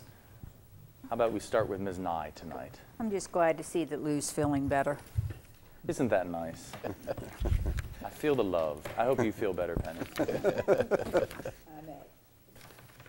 Mr. Metzner. And thank you, Penny. And for those who may not have known, I left early last week because I wasn't feeling well. And the only other council comment I have is, how about them Ravens? Hoo-ah. Mr. Brubaker. No comments tonight, Mr. Mayor. Mr. Alshar. I don't have any. Mr. Munson. I've spoken too much tonight, and I probably shouldn't have said some of the things I said, but nevertheless, I have more to say, and it's fairly important. Last Wednesday, I believe it was, the Maryland flag flew at half-mast. And the reason the Maryland flag flew at half-mast is because a legislator, the name of Hattie Harrison from Baltimore City, died. And she had served in the General Assembly in the House of Delegates since 1973. And Hattie Harrison was very important to the city of Hagerstown and to Washington County. And I want her to be remembered in this way. When City Court made the decision to move to Washington County, Maryland actually, and Governor Hughes, in his wisdom, good wisdom, suggested Washington County, many laws had to be changed. For instance, in those days you couldn't lend money in Maryland if your interest rate was over 6%. No company was going to come to Maryland under those circumstances, no bank, and build. So we had to change that law and many, many others. And there was a great deal of discussion about whether Citicorp should come to Maryland because of its past association with South Africa, which was an apartheid country in those days and viewed very badly in the United States and in the world. But to cut this short, Hattie Harrison represented a district in Baltimore City, very similar to the city of Hagerstown. And that, it turns out, back in those days, and even now, is District 2C, the district that we're sitting in. And Hattie realized, and I helped her to realize this, that we desperately needed those jobs in Western Maryland, and that there were a lot of forces working against bringing that company to Maryland. And Hattie agreed, in a conversation I had with her, to do everything possible to get Citicorp in Washington County.